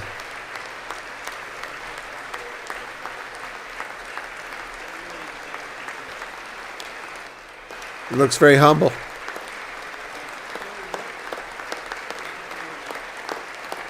He's holding it together, but you can see he's choking it back.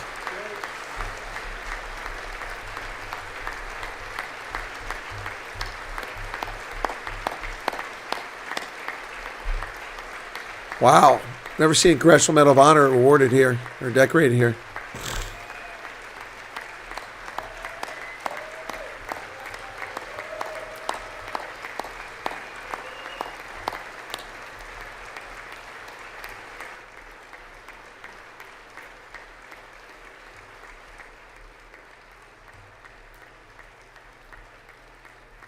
Well, thank you very much, Eric and Amy.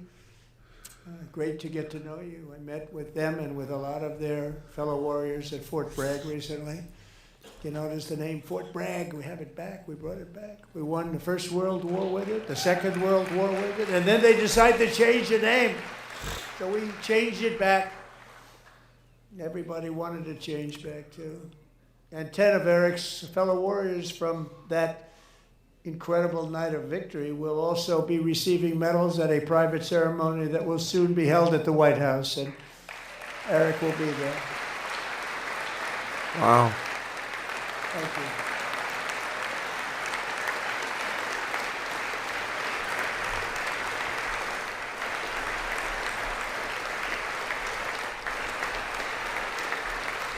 Still means something to be a soldier in this country. Trump hasn't taken a drink in 2 hours. No water. Thank you, Eric. That's a big one. Tonight we've celebrated many truly extraordinary American patriots, but there is one last living legend to honor before we go. He is one more heroic American aviator, Navy fighter pilot. Royce Williams served in World War II, Korea, Vietnam, flying more than 220 missions. In the skies over Korea in 1952, Royce was in the dogfight of a lifetime, legendary dogfight. Flying through blizzard conditions, his squadron was ambushed by 7 Soviet fighter planes.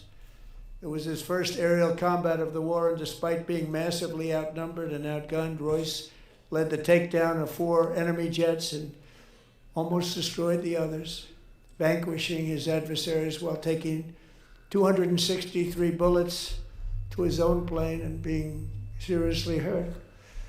His story was secret for over 50 years. He didn't even want to tell. Fuck off, Johnny Bravo, asswipe. Nobody asked you to be here. We don't need assholes like you. No one makes him a hero, you fucking retard. Fuck off. Be gone, asshole. Please stand up, and I will ask the First Lady of the United States to present Captain Royce Williams with his Congressional Medal of Honor. Second World War, Vietnam. Wow, that's long overdue. And Vietnam. What a fucking asshole. Let's go finish your self-pleasuring elsewhere.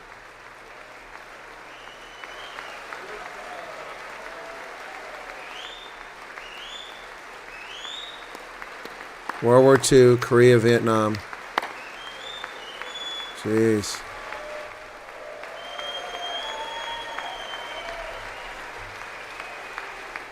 No, he's a clearly self-masturbating idiot is what he is, Charles.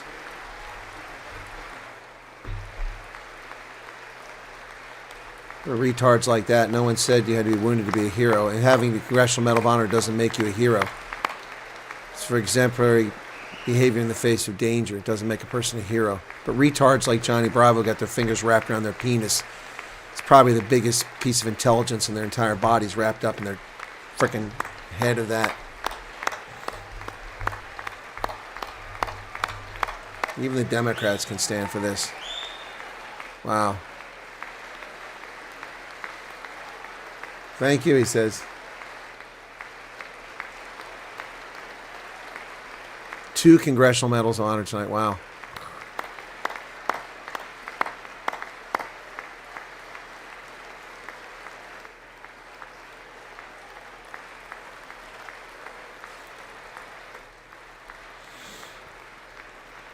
This is epic.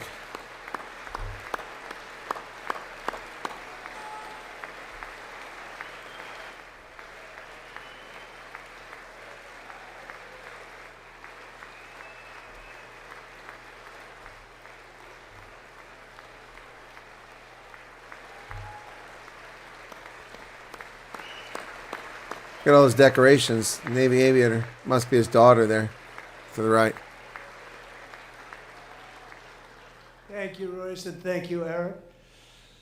I've always wanted the Congressional Medal of Honor, but I was informed I'm not allowed to give it to myself, and I wouldn't know why I'd be taking it, but if they ever open up that law, I will be there with you someday.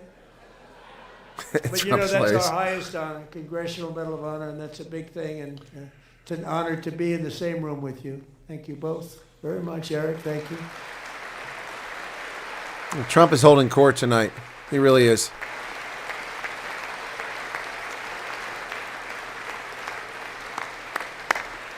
Incredible valor in the face of incredible odds. Thank you. 250 years is a long time in the life of a nation, but in another sense, it's really a mere moment in the eye of history. 2 of the gentlemen we met in the gallery this evening took their first breaths 1 century ago, 100 years before that, on July 4th, 1826, the author of the Declaration of Thomas independence. Jefferson. Brilliant. Thomas Jefferson drew his last Breath. Just a single long human lifespan separates the giants who declared and won our independence from the heroes who stand among us tonight. Everything our nation has done, everything we have achieved, has been the work of those few great lifetimes. In those brief chapters, Americans built this nation from 13 humble colonies into the pinnacle of human civilization and human freedom, the strongest, wealthiest, most powerful, most successful nation in all of history. Americans ventured out across the daunting and dangerous continent. We carved paths through an unforgiving wilderness, settled a boundless frontier, and tamed the beautiful but very, very dangerous Wild West. From empty marshes and wide open plains, we raised up the world's greatest cities. Together we mastered the world's mightiest industries and shattered history's monstrous tyrannies. And we liberated millions from the chains of fascism, communism, oppression, and terror. Americans lifted humanity into the skies on the wings of aluminum and steel. And then we launched mankind into the stars on rockets powered by sheer American will and unyielding American pride. We wired the globe with our ingenuity. We captivated the planet with American culture. And now we are pioneering the next great American breakthroughs that will change the entire world. All of this and so much more is the enduring legacy, unmatched glory of the hardworking patriots who built and defended this country and who still carry the hopes and freedoms on all of humanity's backs. For years they were forgotten, betrayed, and cast aside. But that great betrayal is over, and they will never be forgotten again. Because when the world needs courage, daring, vision, and inspiration, it is still turning to America. And when God needs a nation to work his miracles, he knows exactly who to ask. There is no challenge Americans cannot overcome, no frontier too vast for us to conquer, no dream too bold for us to chase, no horizon too distant for us to claim. For our destiny is written by the hand of providence, and these first 250 years were just the beginning. From the rugged border towns of Texas to the heartland villages of Michigan, from the sun-kissed shores of Florida to the endless fields of the Dakotas, and from the historic streets of Philadelphia to right here in our nation's capital, Washington, D.C., the golden age of America is upon us.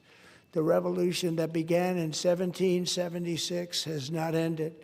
It still continues because the flame of liberty and independence still burns in the heart of every American patriot.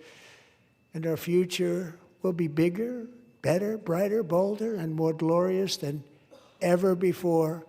Thank you, God bless you, and God Good bless night, America. All right.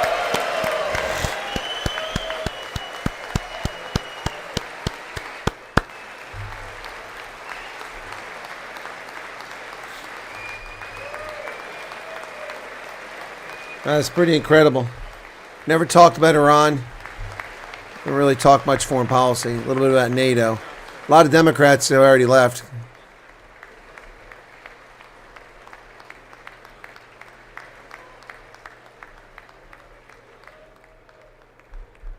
It's pretty incredible stuff. All right, folks, you've just watched the State of the Union address here. President Trump, the end of his first year, giving a State of the Union address on February 24th, 2026.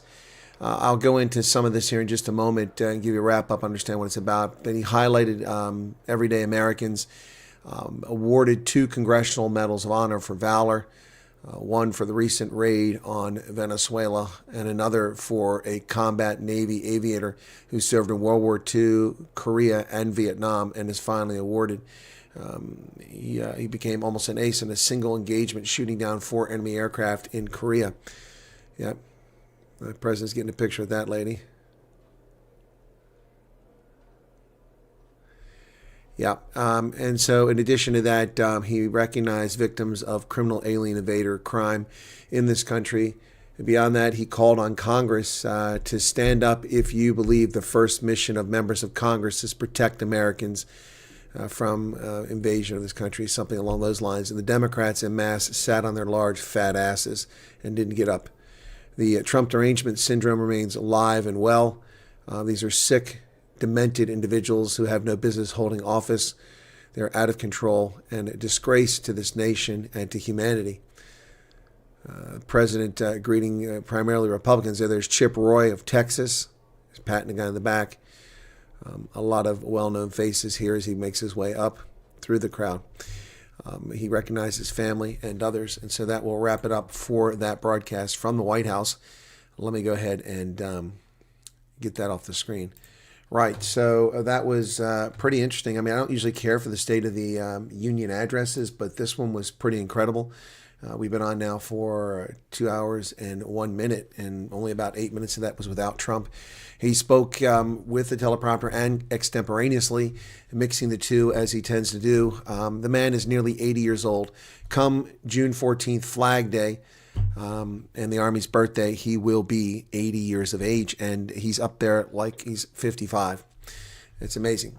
Sally says, watching this makes you feel so humble and emotional. Great respect for President Trump and USA Nation. Thank you for giving me a sense of belonging, although not in USA. God bless America. You're very welcome. If you stand for nothing, you will fall for anything. Yep, Democrats showed that again tonight. Yep. Jacques says, my first State of the Union from the USA. Wow, Jacques, you're here in the USA. Cool. Without a sip of water. Yep, I sit here and I have to have something to drink when I do and to talk for hours on end. President Trump was pretty amazing. He talked about the great healthcare plan. He talked about the successes, the low inflation, the private sector jobs created, the wall being built, the criminal alien invaders being kicked out of the country, the reduction of the gangster-like levels of crime in Memphis, in Memphis, in Washington, D.C., and New Orleans. He talked about the FIFA World Cup coming here, the Olympics coming to Los Angeles in 2028. It was an awful lot packed into this State of the Union address. The Democrats will no doubt run in front of the cameras right now and do their best to lie about what President Trump said. All the media houses will begin their fake fact-checking President Trump. I don't know that there's much they can actually fact-check. They will claim things like he said it's the lowest inflation ever, or Biden had the highest inflation. Yeah, that's not accurate, but that's just, quibbling. Yeah, no, it's incredible. Yep. He hit the like button. Yeah, how many people have hit the like button? Let's take a look at that. At this hour, what's with that? Why is that not showing up? Courtney, I didn't see you here. What have you missed? The president had quite a 188 likes, 275 people here. Come on, guys, hit the like button. It doesn't cost anything to moan your time. Why is that so hard to do? That was easy. Yeah, just hit that like button. It's a piece of cake, man. Hit the like button. Anyway, been in USA for 3 weeks. Best experiences, simple things like a bus service and great things like that address. Yep. Impressed by President Trump at his age, standing upright and delivering such an amazing 2-hour speech. Yep. God bless America. Yes, June 14th, people, or something else. Yep. Peter Funsale says, God bless America and everyone in the world. Folks, I have a video that I prepared earlier regarding my response to the CBS 60 Minutes segment with Anderson Cooper. And then I talk about Max Dupree, about Farmer Brown, Darryl Brown, who's in there, and others. So I need to edit that and then put some imagery in it to sex it up a little bit so it's more appealing video that tells the story better than me simply narrating what I'm saying. And that will be up later, probably about an hour after I go off air. I'll cover that. So, yeah. I thought it was a very good address too, Alex, and I'm pretty critical of these things. I only got lost when Trump started talking about the young lady who was murdered on a train. I thought it was a bus, but I guess it was a train, as people said. Yep, the Ukrainian girl. It was pretty amazing. The young man from West Virginia, the staff sergeant who was shot in the head, was there, wearing a cap, no doubt, probably because the surgeries around his head is probably a little bit difficult for him. Many victims of illegal alien crime. Walter Hobel. Amazing speech. Yep. Anyway, I hope that that you found this interesting. I hope that the few moments of analysis I've just given you here you find useful. Trump castigated the Democrats for not standing multiple times. He called on the Democrats to approve the no insider trading, and then he pointed out Nancy Pelosi, who's accused of that. Apocalypse Ninja, $5 super chat. Thank you for that. Salute the veterans, for our president, and for you, Chris. Well, thank you so much for that. I really appreciate that, Apocalypse Ninja. Where the heck is my... I always have a hard time finding this. Okay, let me just try to come down here. The American gold medal team, men were there. The hockey team, that was pretty incredible. And then 2 congressional medals of honor were awarded tonight. One for the Venezuela raid to a helicopter pilot, and one to a Navy aviator, combat pilot from World War II, Korea, and Vietnam. And finally awarded him. Vietnam has been over for 50 years, and he's received his Congressional Medal of Honor. That was pretty incredible. Yeah, so it was something else. It was very emotional, but the Democrats showed everyone who they are, refusing to stand for the most basic of things. Anything that that was about America, they were just against it. The only time they didn't sit on their ass, for the most part, was when the topic of the military came up and soldiers' names were mentioned. Then they stood, because they know if they don't stand for that, they'll be destroyed at the polls. Such is people joining me on Facebook. I guess sometimes people share that like button. Yes, okay. Karen always hits the like button. Well, that's kind of you. Thank you. Very loyal viewers. Some very loyal viewers here. Yeah, for those who don't know, I do have the Facebook page, and I have begun using it more. Yeah, so I posted one earlier. What's ref do when abandoned? But Facebook, the date is always so far behind, though. You know, I published it a while ago. Huh. Anyway, so yep. I have an email from Safari Outdoor, a South African company. Yep. Anyway. Crazy stuff. Family in Florida, chilling to June, not too far from Trump Palace. Okay. All right, Angelique, have a good night. Thanks for tuning in. Apocalypse Ninja, thank you for the $5 super chat. I wasn't counting on super chats for this tonight. Do you guys like the thumbnail I did? There was one mistake on it, but I mean, I thought it was pretty good. It showed Trump doing this. I thought that was pretty good. Anyway, don't get a lot of Americans tuning into this because YouTube doesn't tell Americans that I'm doing this. So anyway, we pick up a few here and there, but not so many. Right.